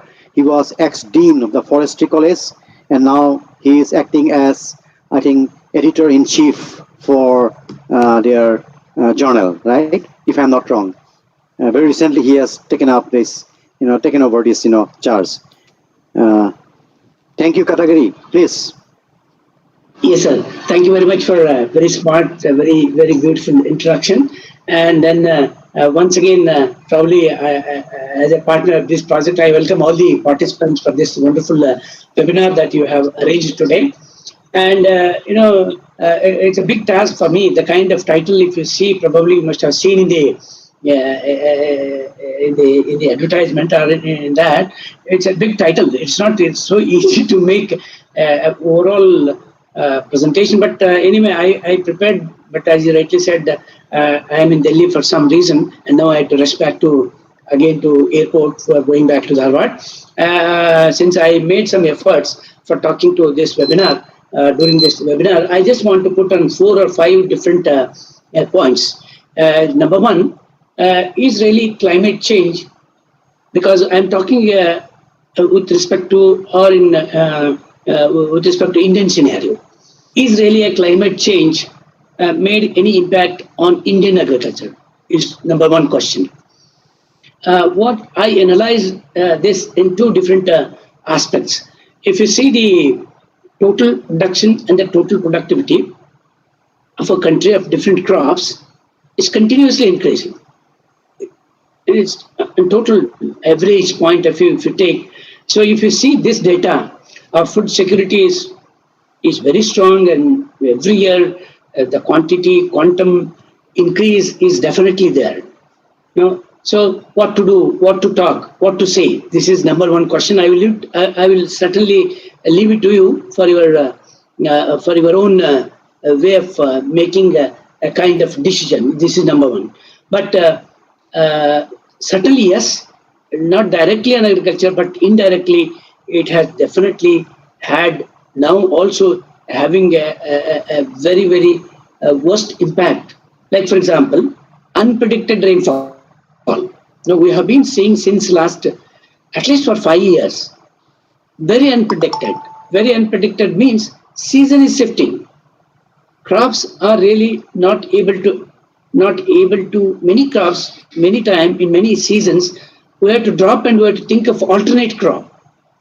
It's happening. For example, in Indian system, there are 3 important seasons. One is Kharif season, and then what we call it as, it starts from April to September, and then Rabi season, we call it as a Rabi season. It starts from, like something like October to December, January, and then summer, like February to next couple of 3 months. In all these 3 seasons, crops are grown in India. That's a beauty of our country. It's a climate point of view, soil type point of view, and then a crop diversity point of view. All 3 seasons are well utilized, absolutely. But because of this, unpredicted rainfall and unpredicted flood, the kind of cropping pattern that is existed and providing wonderful food security to country is going to be definitely under threat. The seasons are changing. Only thing is, the kind of study what has been done is really fragmented. So it's in some areas, and in the very opinions are also very mixed. The kind of study made on 2 aspects. One is on control condition for CO2 increase and for increased temperature. Some studies has been already done in some crops. So again, I'll just tell you the same sentence, or repeat the same sentence. A lot of mixture of opinions. Some say yes, there's an increase in yield level because of increase in high temperature, increase in carbon dioxide. But in some cases, yes, there is decrease in yield level. So all these, what I really interested is probably a big consortium mode. Studies are very much required, not just waiting for things to happen, and somehow Government of India and institutes have to seriously think and make effort to design a wonderful experiment to understand holistically, to know what is really happening at plant level. What is happening, why yields are expected to reduce. Now it is just 1 degree, 0.9 degree on an average for 100 years. this increase. If you see today, it is almost 0.9 degrees centigrade or 1 degree centigrade. If you are not going to tackle the situation, it's going to be there 2 degree or 4 degree, etc., etc. And probably the condition is going to be more and more worst. So in this situation, at least now we are very safe. Our productivity is not reduced, total production is not reduced. But after 5 years or 6 years, if this kind of situation is continue to happen and temperature is going to increase, and then naturally we have to face a problem throughout the world. So what to do? And probably Andreas' presentation is probably, I heard only one slide. It's wonderful, very scientifically addressed. So, for example, what to do at this stage? When because we know all crops understand the climate and they know how to adjust with the temperature and light, but they have some limitations. There is some limitation. With that kind of variation, definitely they are adjusting and they are performing better in whatever small changes are there. But if big changes are going to happen, and probably a very scientific approach of understanding plant behavior and changes, and if at all, if you want to make a change, for example, Dr. Andreas was saying, so what is the possibility of reducing the, like flowering period? If flower is happily, it's taking for 3 months to complete its cycle and give a fruit to us, and now you have to do it in 2 months. But what is a kind of drastic 1 month reduction? What kind of understanding we have to do? What kind of changes we have to do? And is it really possible? Is it individually institutes are possible to do it, or do we need a big consortium mode of research? This is very much required. Unless at international level, if this kind of things crop-wise, this kind of big consortiums are not made, then it's very, very difficult probably. Otherwise, at this stage, at least I'm sure a kind of public institutes investment, kind of public institutes seriousness, if you compare with the multinational companies, is very, very poor. That all of us, we know in India, and most of the technology now, what we enjoyed, at least one technology, BT cotton itself is a big successful story with advanced technology. One technology made a big impact. 99.99% adoption is unheard in any crop, I will tell you, the technology adoption.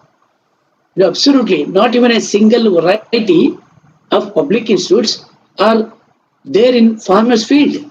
It's entirely a multinational company. Of course, our own Indian companies are also part of it now because of sub-licensing, and they are there. That is the strength of the technology. So if that kind of strength of technology should very much necessary now. So at this stage, just I leave it to you, youngsters.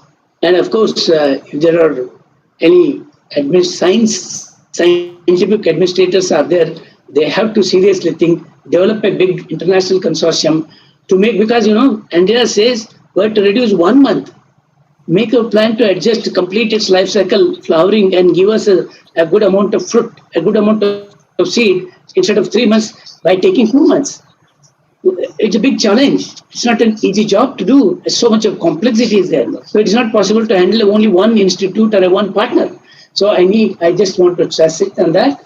And probably at this stage, I just one more last point. What I want to do is, are we going to control the kind of greenhouse gas emission that is happening in the world now?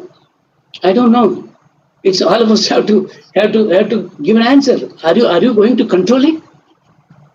It's an international level. People are meeting big peoples, politically leaders peoples, and then scientific peoples are really discussing. But what is happening? So I don't know. But at this stage, probably, as Dr. Andreas rightly pointed out, agriculture scientists have a big scope, but not possible individually. A big consortium are required so that it is possible to adopt new technologies and then modify the crop systematically, precisely, at a precise time is very much required. Probably let us have some more detailed discussion if there are some more opportunities are there, since I have to rush. So these few words, thank Dr. Andreas and all my partners of this project, all the participants. Thank you very much. Thank you, Professor Katageri. I appreciate your enthusiasm. In fact, you are just on your way now to the airport, but I think you have not yet started, right? Because you are still in a I think in a guest house. But anyway, yes. So even then, you had made a time to address these youngsters, especially, and put forward your suggestion for acceptance of modern technologies, which are very much needed for the climate smart crop development, right? So thank you once again. If anybody has any query from Professor Andreas, Professor Katageri, yes, Dr. Rajiv. No, I just wanted to congratulate Andreas and thank him for very nice presentation. Thank you very much, Andreas. Thank you. Now, Andreas is over. So I came later now. I came from other meeting. But I could not hear the other presentation. Sorry about that. Yeah, you can congratulate Dr. Katageri also. Okay. He has just made it. Katageri, although I have not heard you, but I understand from Vishnu that you also have given a great presentation. So congratulations to you. It's not a presentation. It's only a discussion points. Okay, discussion is also presentation, sir. That's okay. Thank you. Okay, thank you, Dr. Rajiv, for joining. You have come on the right time, perhaps, because you'll be listening to your student Hima. No, my colleagues are not a student. She's not student. Okay, she's your colleague now. Okay. Yeah. Anyway, so Himabindu Kudapa will be the last presenter for today's webinar, and actually she is finishing our whole series with her presentation. So Himabindu Kudapa or Kudapa? How do you pronounce? It's Kudapa. Kudapa, okay. The scientist at Genomics and Molecular Breeding section at ICRISAT, Hyderabad. So I think she joined ICRISAT in 2010. Before that, she was a research scholar in ICR, Indian Institute of Rice Research, Hyderabad. And she is a very young, smart scientist because she has been awarded the INSA Young Scientist Medal in 2015 and NASI Young Scientist Platinum Jubilee Award in 2015 and DST Inspire Faculty Award in 2017. Anyway, so she'll be talking on multi-omics approaches for strategic crop improvement, a climate change perspective. So over to Hima, please.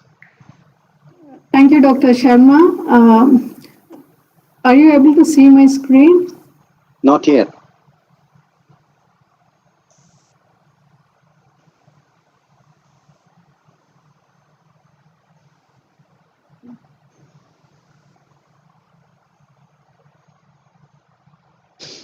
I'm trying to share my screen. Yeah.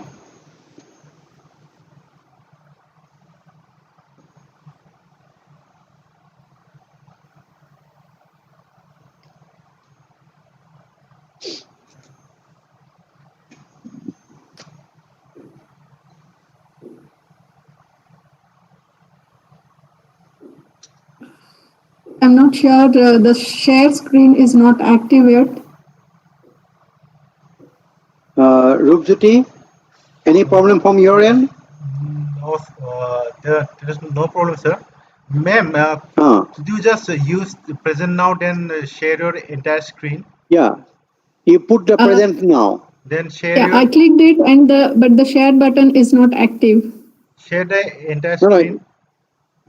Entire screen. No, you just open your presentation first, and then put presentation now, present now button. I have done that. You should log out first, open your presentation, then log back in and then present now. Yes. Did you get it? Log out first.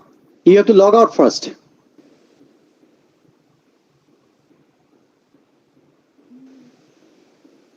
Log out from the call? Yeah, no, from the meeting. Yes, from the meeting. From the meeting, you log out. Then join again. Yes.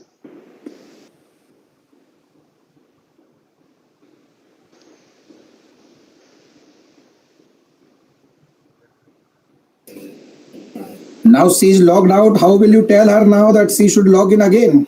Oh no, she logged out. I did that.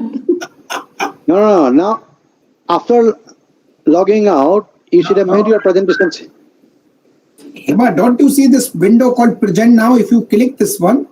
I clicked on it, but the share button is not active. Probably it's taking some time. So this is active in my case, and this shows your entire screen. You press that one, and then after that, or I can come to your area, then I can help you quickly. Let me see. Yeah, please, Raji, please, either you send someone.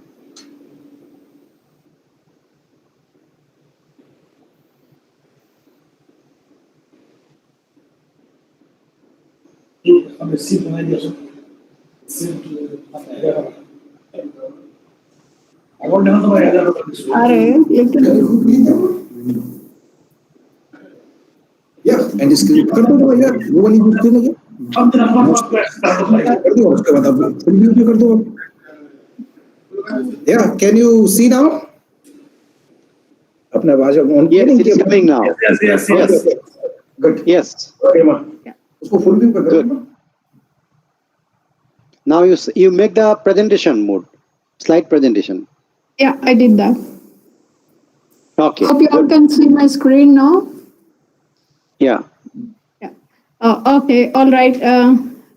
Thank you for the opportunity, Dr. Sharma and the team DBT, Northeast Center for Agriculture Biotechnology and Assam Agriculture University.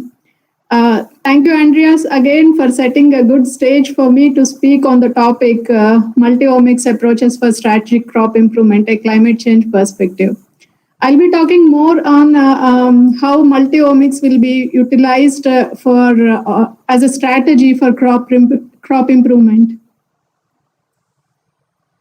So the brief outline of my presentation would be what is the projected impact of climate change and brief background on how we have implemented this idea and an example in chickpea, what is the current status, and why we are using integrative omics approach. What is the strategy to unravel drought tolerance mechanism, findings from transcriptome, proteome, and metabolomics approaches, and the outcome.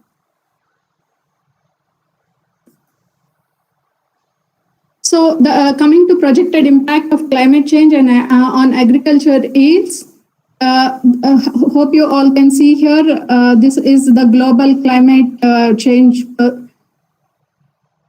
on agriculture yields. And coming to India, we have a high risk and we are exposed to and are prone to high risk of climate change on agriculture yields. The vulnerability is very high and high to very high in all these red marked regions, especially in India and several parts of the world.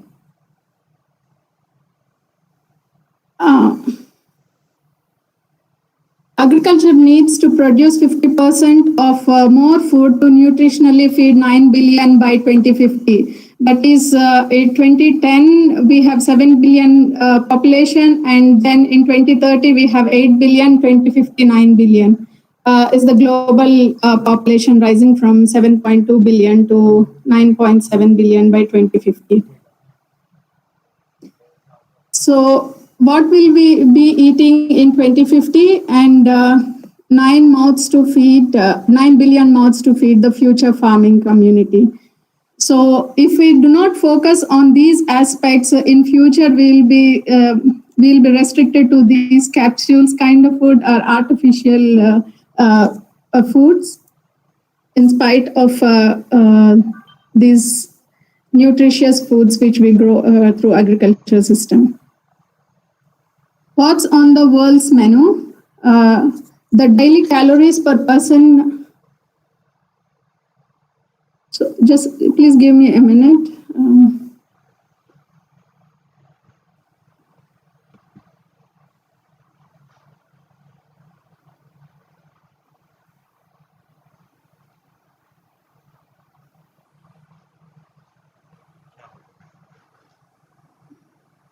I had some problem in running the slides. Can you see my slides now? Yes, ma'am. Just put it on slideshow mode.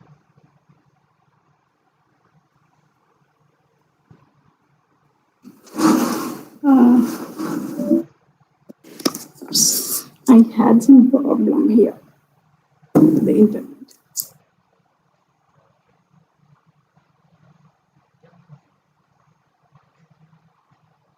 So Hima, Nilesh is coming at your place and then he will do that one. I already have sent this Nilesh, okay?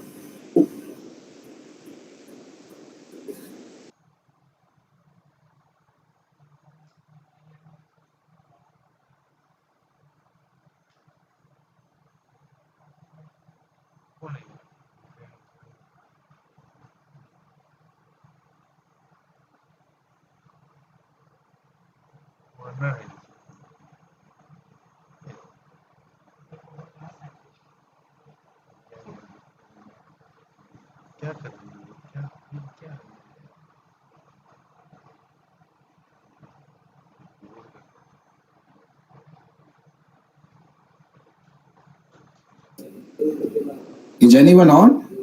Hima, can you hear me?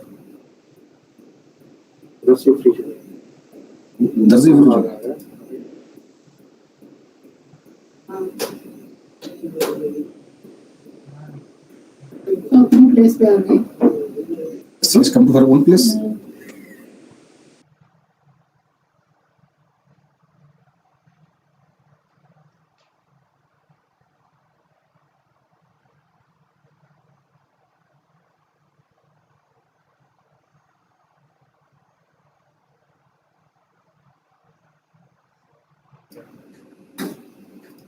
Hima, what happened? We cannot hear you. Unmute your mic, please. Unmute your mic, Hima. Your mic is still mute. No, my mic is not mute.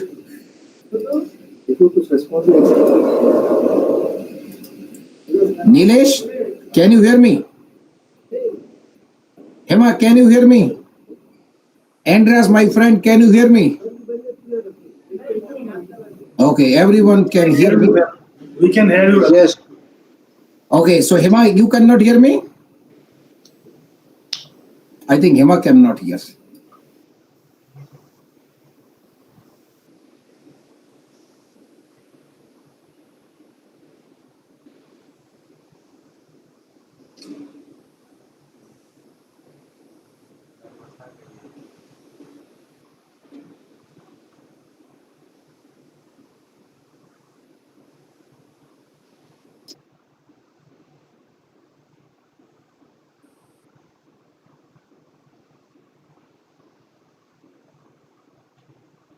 Okay, it seems she's fixing some issues of internet and she's moving from this Wi-Fi to cable. Sorry about that. Hima, now Hima logged out.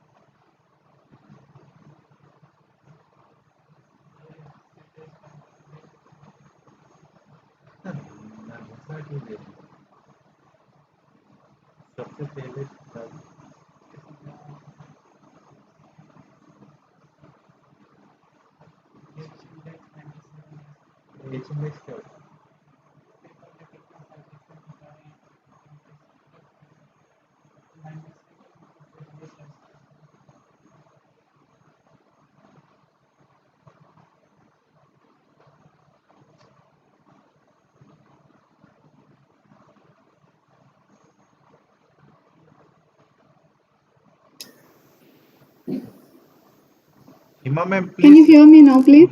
Yeah, ma'am. We can hear you.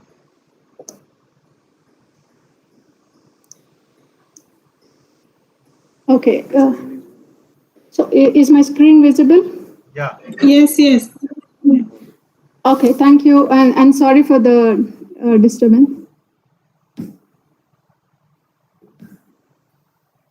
So I would what's on the world menu. So I'm talking about there are different dietary calories per person by type of food, cereals, roots and pulses, sugars, vegetable oils, meat, dairy and others.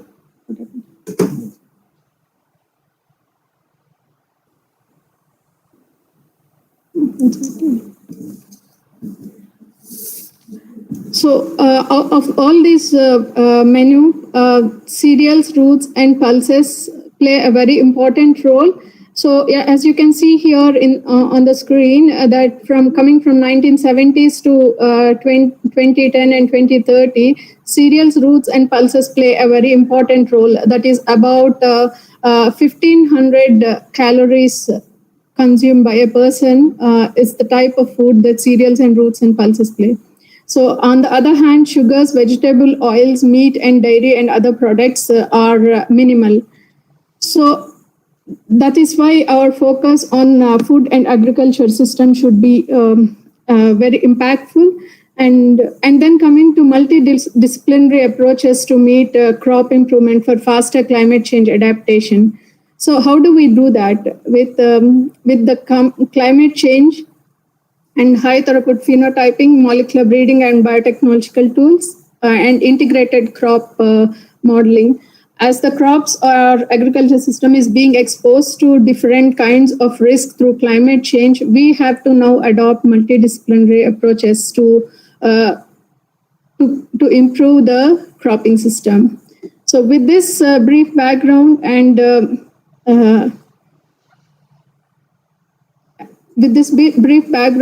now we are into utilizing these multi-omics approaches for crop improvement as a strategy to fasten the climate change adaptation in different crops. Hope you all know at ICRISAT we work on different cereals and legumes, and here I would be giving an example in the case of chickpea. So now coming to why do we need integrative omics approaches? When we use different individual platforms or technologies, so for example, transcriptomic alone could identify few transcripts or genes which are responsible for any trait of our interest. Similarly, with proteomics or metabolomics, we can discover certain proteins or metabolites which are linked to these stresses or biotic or abiotic stresses or any trait of our interest. However, with multi-omics and integrated approach, we can combine the results from all the omics approaches, including the phenomics and different omics approaches and the genome sequencing platforms. So through systems biology, we could predict the phenotypes of a particular trait of interest and use that for breeding superior lines in agriculture.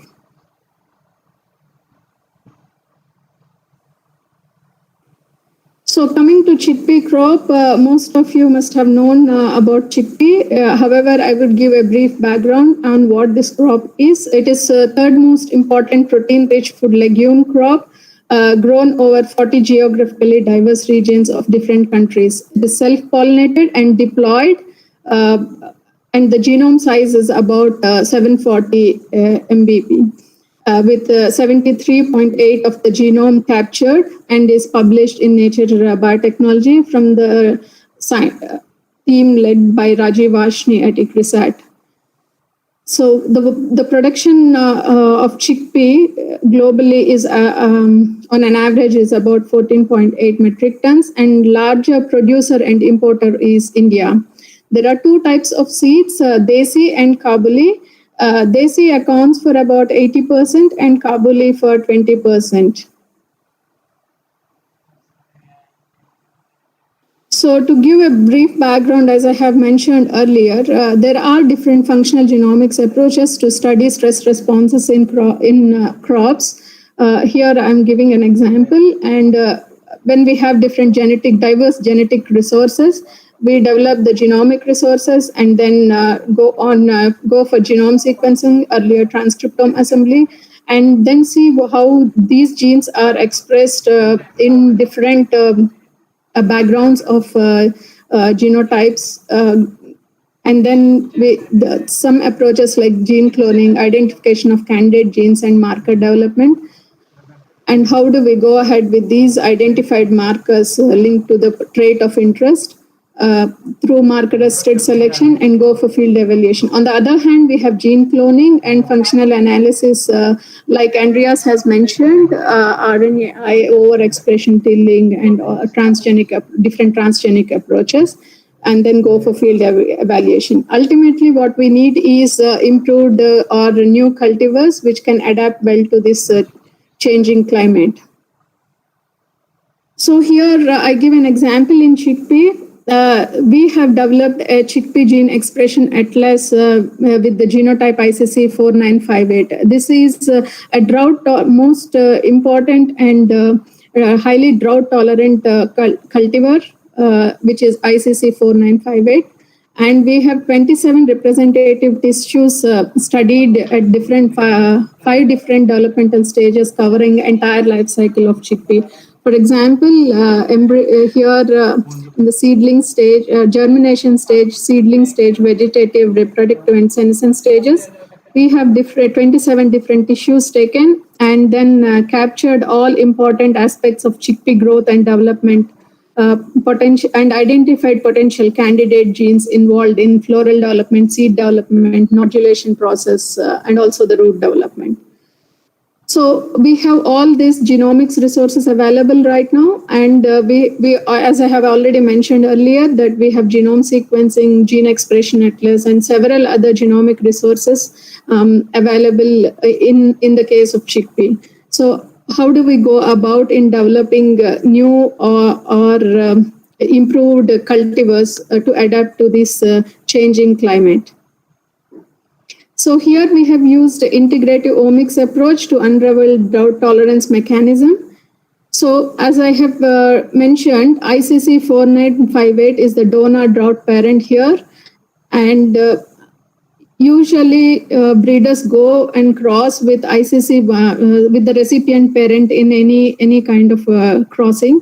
So, however, here our breeders cross this tolerant variety with another tolerant variety, JG11, which is also a light cultivar of chickpea, and have generated introgression lines, which we call JG11 plus. So, for different drought tolerant QTLs.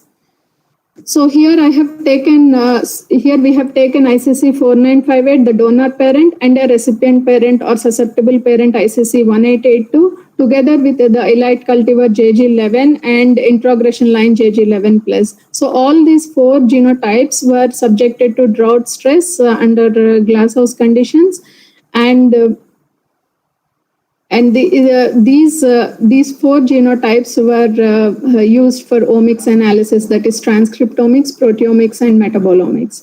So with this integrative approach, we try to identify genes, proteins, and metabolites through individual approach, and then combinedly analyzed and integrated these results to identify candidate genes and molecular markers and several other metabolic pathways controlling drought stress.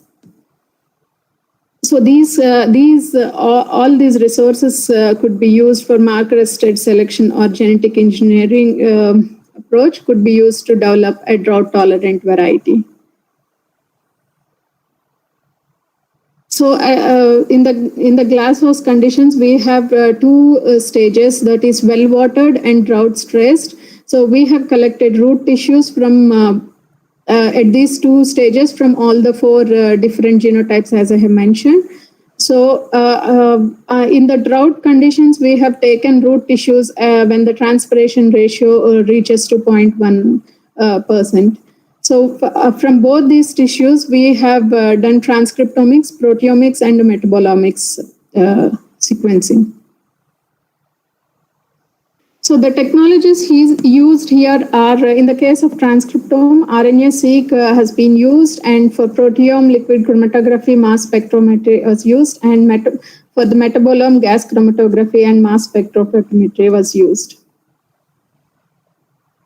So through RNA-seq analysis, we have sequenced 364 million reads, and out of them, 341 filtered reads were used for analysis. When we align these sequence reads to the genome, we could align 304, which is around 90% of alignment when all these reads were aligned to the chickpea genome.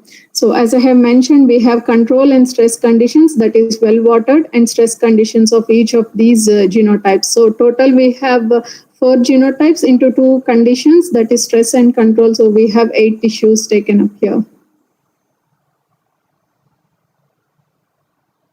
So when we look into global transcriptome profiling and proteome profiling, here the transcriptome data revealed genotype and treatment-specific identity. As you can see here, all the JG11 and 11 plus genotypes, both stress and control are grouped together, and 4958 and 1882 genotypes were grouped together.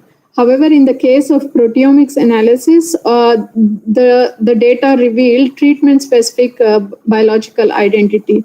Here, as you can see here, all the control samples or well-watered samples are grouped together, and the stress samples are grouped at the other end. So all these tissues clustered were treatment-specific, irrespective of the genotype in the case of proteomics data.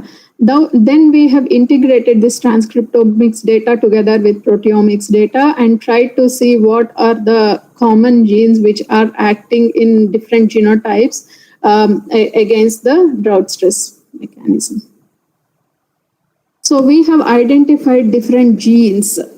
So for example, in the case of ICC 4958 stress conditions, we have identified 19,000 transcriptionally active genes, where out of these 19,000, 8,000 showed low or moderate expression, and 11,000 showed high expression. Similarly, when we analyzed all the tissues studied, so we have 3,956 unique set of DEGs identified in all the 4 genotypes, and 2,000 genes were common for 2 or more genotypes. Here we looked into genotype-specific genes, where we have around 700, 800, 300, and 400 genes, which are unique to ICC 4958, JG11, and JG11 plus, and 1882 respectively.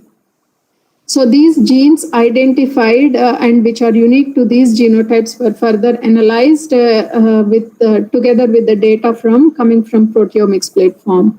So we also studied different DEGs which were common for all the 3 tolerant varieties, that is ICC 4958, JG11, and JG11 plus, and of course which are not present in the susceptible genotype ICC 1882. So we also have distributed these DEGs or DEPs which are active on different chromosomes. This is just a pictorial representation, and how the prediction of inheritance of drought tolerance in JG11 plus based on proteomic analysis has been represented. And these DEPs were inherited from ICC 4958, the tolerant variety, and another tolerant variety or elite variety, JG11, into JG11 plus. These particular genes are mapped onto different chromosomes. For example, as you can see here on the linkage on the first chromosome, LG01, all these genes were mapped onto the chromosome 1. So we have one at the other end, we have only one gene mapped onto chromosome 8. So we have also studied the expression profiles of important differentially expressed proteins, the data coming from proteomics analysis. So there were a total of 15 DEPs, which are differentially expressed proteins coming from ICC 4958 and JG11+, which is a drought tolerant and the introgression line. So similarly, we have from all the 3 tolerant parents, we have 9 differentially expressed proteins identified, and among JG11 and JG11+, we have 36 differentially expressed proteins identified from the proteomics analysis. So these particular proteins were picked up to see how this data is integrated with transcriptome data, and we have seen how these proteins are behaving in the case of transcriptomics work, and what these particular proteins are coding for, and how do they play a role in drought tolerance mechanism in the case of chickpea. So here you can clearly see these are differentially expressed genes from the transcriptome data on the left-hand side, and on the right-hand side you can see the DEPs, which are differentially expressed proteins coming from the proteomics data. So when we integrated this data from both the transcriptome and proteome, we have identified various drought responsive proteins and genes. For example, here you can see this particular first gene CA04473 is upregulated both in transcriptome as well as proteome. So there are several genes which showed similar pattern. However, there are few genes which showed lower expression in the case of transcriptome. A 1-to-1 correlation was observed, and 900 proteins out of 2751 proteins which had their corresponding genes in transcriptome data were identified. So in my previous slide, I have mentioned that there are 36 active differentially expressed genes. Out of these, 2 correlated with the transcriptome data, and it coming from JG11 and JG11+. Similarly, 6 in the case of ICC 4958 and JG11+. There were 2 DEPs which correlated with all the 3 tolerant genotypes. So here are the expression patterns of both the genes. So major pathways for these correlated DEGs and DEPs were identified. A total of 75 significantly enriched pathways representing 175 enzymes were activated. Unique genes involved in 111 pathways were identified. These are different pathways which were identified when we analyzed the data coming from transcriptomics and proteomics. So PC all measured the metabolites under controlled drought stress conditions. So we have 34 I'm talking about metabolomics, and a total of 34 metabolites were identified, and these were highly reproducible among all the 3 biological replicates. So control and stress conditions were clearly separated. Here, as you can see in the blue colored outline, you have the control, and here in the red one, you have the stress conditions, the drought stress conditions, which explained about 34.9 of total variation. So drought stress imposition has considerably increased the accumulation of amino acids such as proline, valine, and threonine, etc. in all the cultivars studied. Here you can see the color identity for different genotypes and stress conditions. So we have done some cluster analysis of all the metabolites studied. As I have mentioned, all the control conditions of ICC 4958 JG11 were grouped together, and JG11 plus and 4958 and JG11 were grouped together here. Variation in different metabolites identified in the root samples of chickpea under control and stress conditions is well illustrated here. So with all this data, we have integrated both all the 3 omics approaches, that is transcriptome, proteome, and metabolome. So we have come down to 10 proteins which showed correlated expression both in transcriptome and proteome data, and 6 metabolites correlated with these important proteins, which showed enhanced correlation with the 3 different pathways, that is galactose metabolism, antibiotic biosynthesis, and isoflavonoid biosynthesis. So all these 3 pathways were identified with important proteins. We have come down to these 10 proteins from thousands of proteins and transcriptomes which were active in the case of transcriptome data and proteomics data.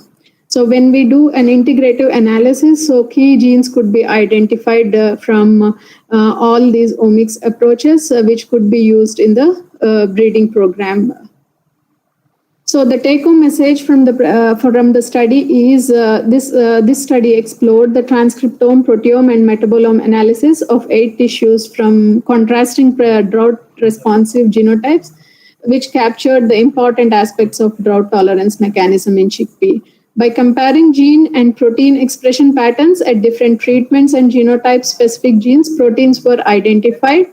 Furthermore, expression patterns of correlated genes and proteins were identified, resulting in identification of potential candidate genes involved in drought tolerance mechanism. So, metabolite profiling identified changes in metabolites under drought stress, and all these data sets from these different omics approaches together with the phenotypic data, we have inferred that there are important pathways and key genes involved in drought stress tolerance in chickpea. So the integrated approach provided us very clear molecular insights into the drought tolerance mechanism, and as a result, we think and hope that multi-omics approaches provides a strategic research framework for faster data-driven advances in crop improvement for current and projected climate change. With this, I end my presentation here and acknowledge Dr. Rajiv Vashni, Anu, and Rutvik, Amir, and Sandeep, who have been involved in this study, guided under the guidance of Dr. Vashni. And then we also have our collaborators from University of Vienna, Dr. Wolfram, Arindam, and Palak from University of Vienna, and funding from Department of Science and Technology is highly acknowledged, and also a research program on GLDC is acknowledged. I thank you here. I stop my presentation and I would be happy to answer any questions.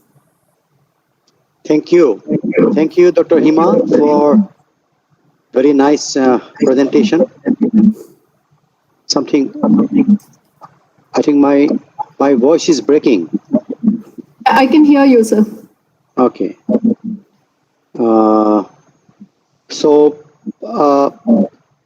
She has very nicely presented the omics approach, proteomics, transcriptomics, and metabolomics, to understand about genes responsible for, various stress tolerance and how we can utilize them for crop improvement. Thank you so much.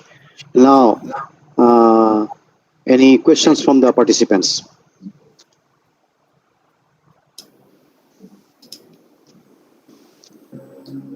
Yes, Andreas, please. Yes, Andreas, please.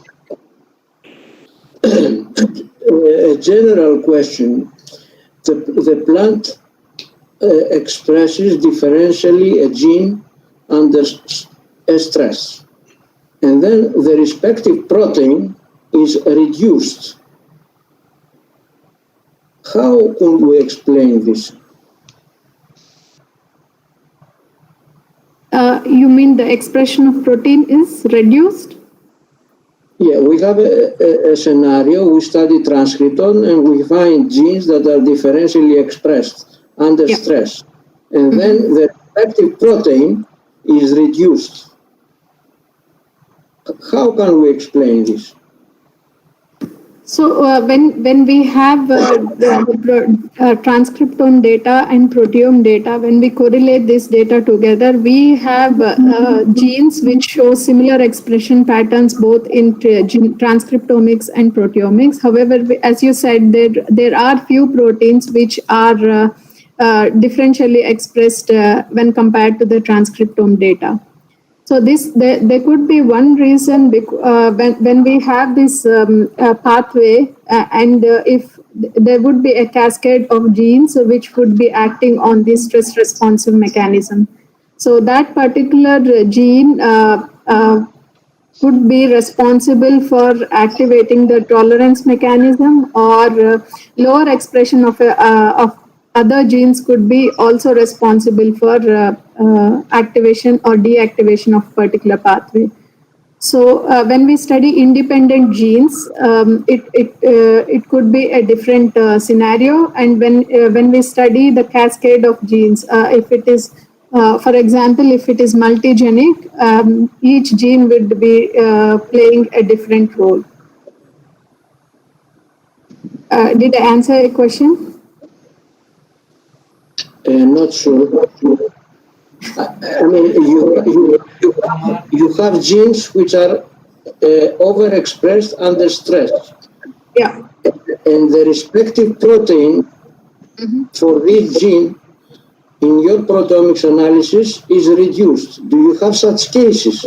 Yeah, there are few cases where we have opposite expression patterns. That's what you say. I'm talking about that particular case. I mean, gene is up and protein is down. Yes, there are few genes which we observed like that. It could be because it could be because of the experimental setup. There could be several reasons. One is the experimental setup and in studying in different replications or things like that as well. Because that particular plant, to me, is a bit stupid, because it spends the energy to express the gene, and then the protein goes down. Yeah. Okay. So to me, this is kind of strange. In the opposite case, if you have the gene either down-regulated or remaining stable, and protein goes up, this I can understand. But the other thing, the gene goes up and the protein goes down, something else. I mean, for that particular plant. We have I think there are two genes which showed that kind of expression where the proteins goes down and whereas the transcriptome or the gene is going up. We have seen only two genes in such case. However, the other genes other key genes which we identified showed increased expression in the case of proteins. Thank you. Okay. Any other questions? Yeah, Hima, very nicely presented. Oh, thank you, ma'am. Oh, thank you, Sampa. Yes, thank you.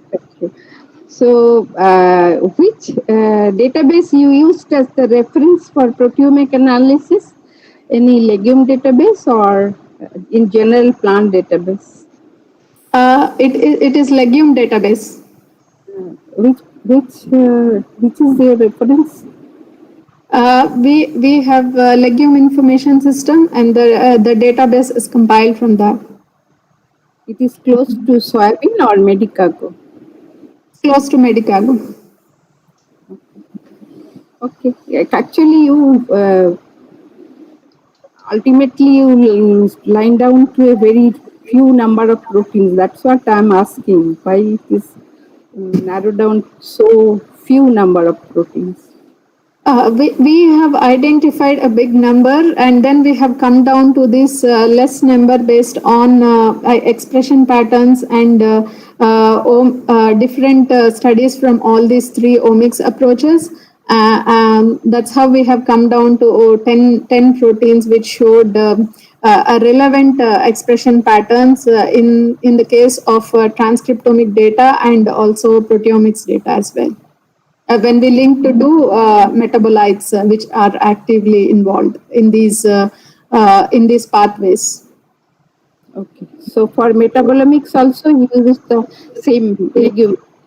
Yes. Metabolome. Okay. Yeah. Thank you. Instead of broadening, we have used data from legume system as well. Okay. Any other questions? If not, then I would like to thank everyone once again from my side. And I'm sure, but can I have a comment from Rajiv if he's there? Because, it's a AdaptNET, presentation, I consider, although we are conducting, but this will be a part of the AdaptNET project. So, any comment from Rajiv? Rajiv, are you here? Hello? I think he has left or he has not left. Sir, I'm here, but I'm in the other meeting. Yes. Okay. Yeah. So, please just give a comment from your side. Well, thank you very much, Professor Biddu Sharma, for organizing this very nice meeting. And sorry that I could not attend all the presentation, but whatever I attended, they were really good. So I would like to thank you for organizing this seminar, and also thank Andreas and all the colleagues from Italy and Greece. I think, Hema, you might have done a good job. Sorry that I was not there for the whole presentation. I'm having other meeting with one of my good friend and collaborator from UK. So yeah, so thanks a lot, Dr. Sharma, and congratulations to all the speakers, and thanks a lot for all the participants. Thank you very much. Thank you very much. So, do I know if Dr. Modi is there, our head of the Department of Agricultural Biotechnology Department? If he is there, then I would like to have his comment, please. Yes, because we are just finishing this series of webinar series. Under this series we have conducted 10 different webinars. So your comment, please, finally. Greetings to all the participants today's meeting, as well as in all the webinars of this series organized by DBT-AAU as well as AdaptNET Center at Assam Agriculture University, Jorhat. Congratulations, Dr. Biddu Sharma and your team, for organizing such a nice series of webinars where we all have learned a lot. We have had the opportunity to listen to experts like Dr. Higgins and Dr. Weiss and Dr. Voloudakis and Dr. Sunil Mukherjee, Dr. N.K. Singh, to name a few. There are many more.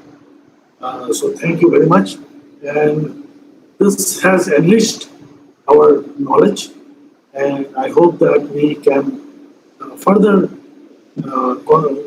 institute this kind of seminar series in future. Thank you all. Especially thank you to the presenters for their trouble they have taken to put across their views and their research. Thank you. Yeah, thank you very much, Dr. Modi. And then, once again, I offer my heartfelt thanks to our European partners, as well as, all presenters for today's webinar, as well as, all the webinars that we conducted. So I'm quite grateful to all these, great scientists, who have devoted their time and they presented their, webinars, which have definitely benefited our students as well as, scientists, young scientists, as well as all of us, in fact. So with this, few words, thanking you all, and we are ending up here for this series. And maybe the next series will start after giving a gap, because I have seen the number of participants in the first day was, 500 plus, but gradually, it is getting reduced and reduced. So anything, all good things maybe, but we should give a gap. That's what my understanding or my realization from after conducting this series. So after a gap, definitely we are going to meet again. Thank you all. Thank you very much. Thank you. Thank you. Namaskar. Namaste. Thank you, everyone. Bye-bye. Thank you. Yeah. Thank you. Bye-bye. Bye. Bye. Thank you, Sampa.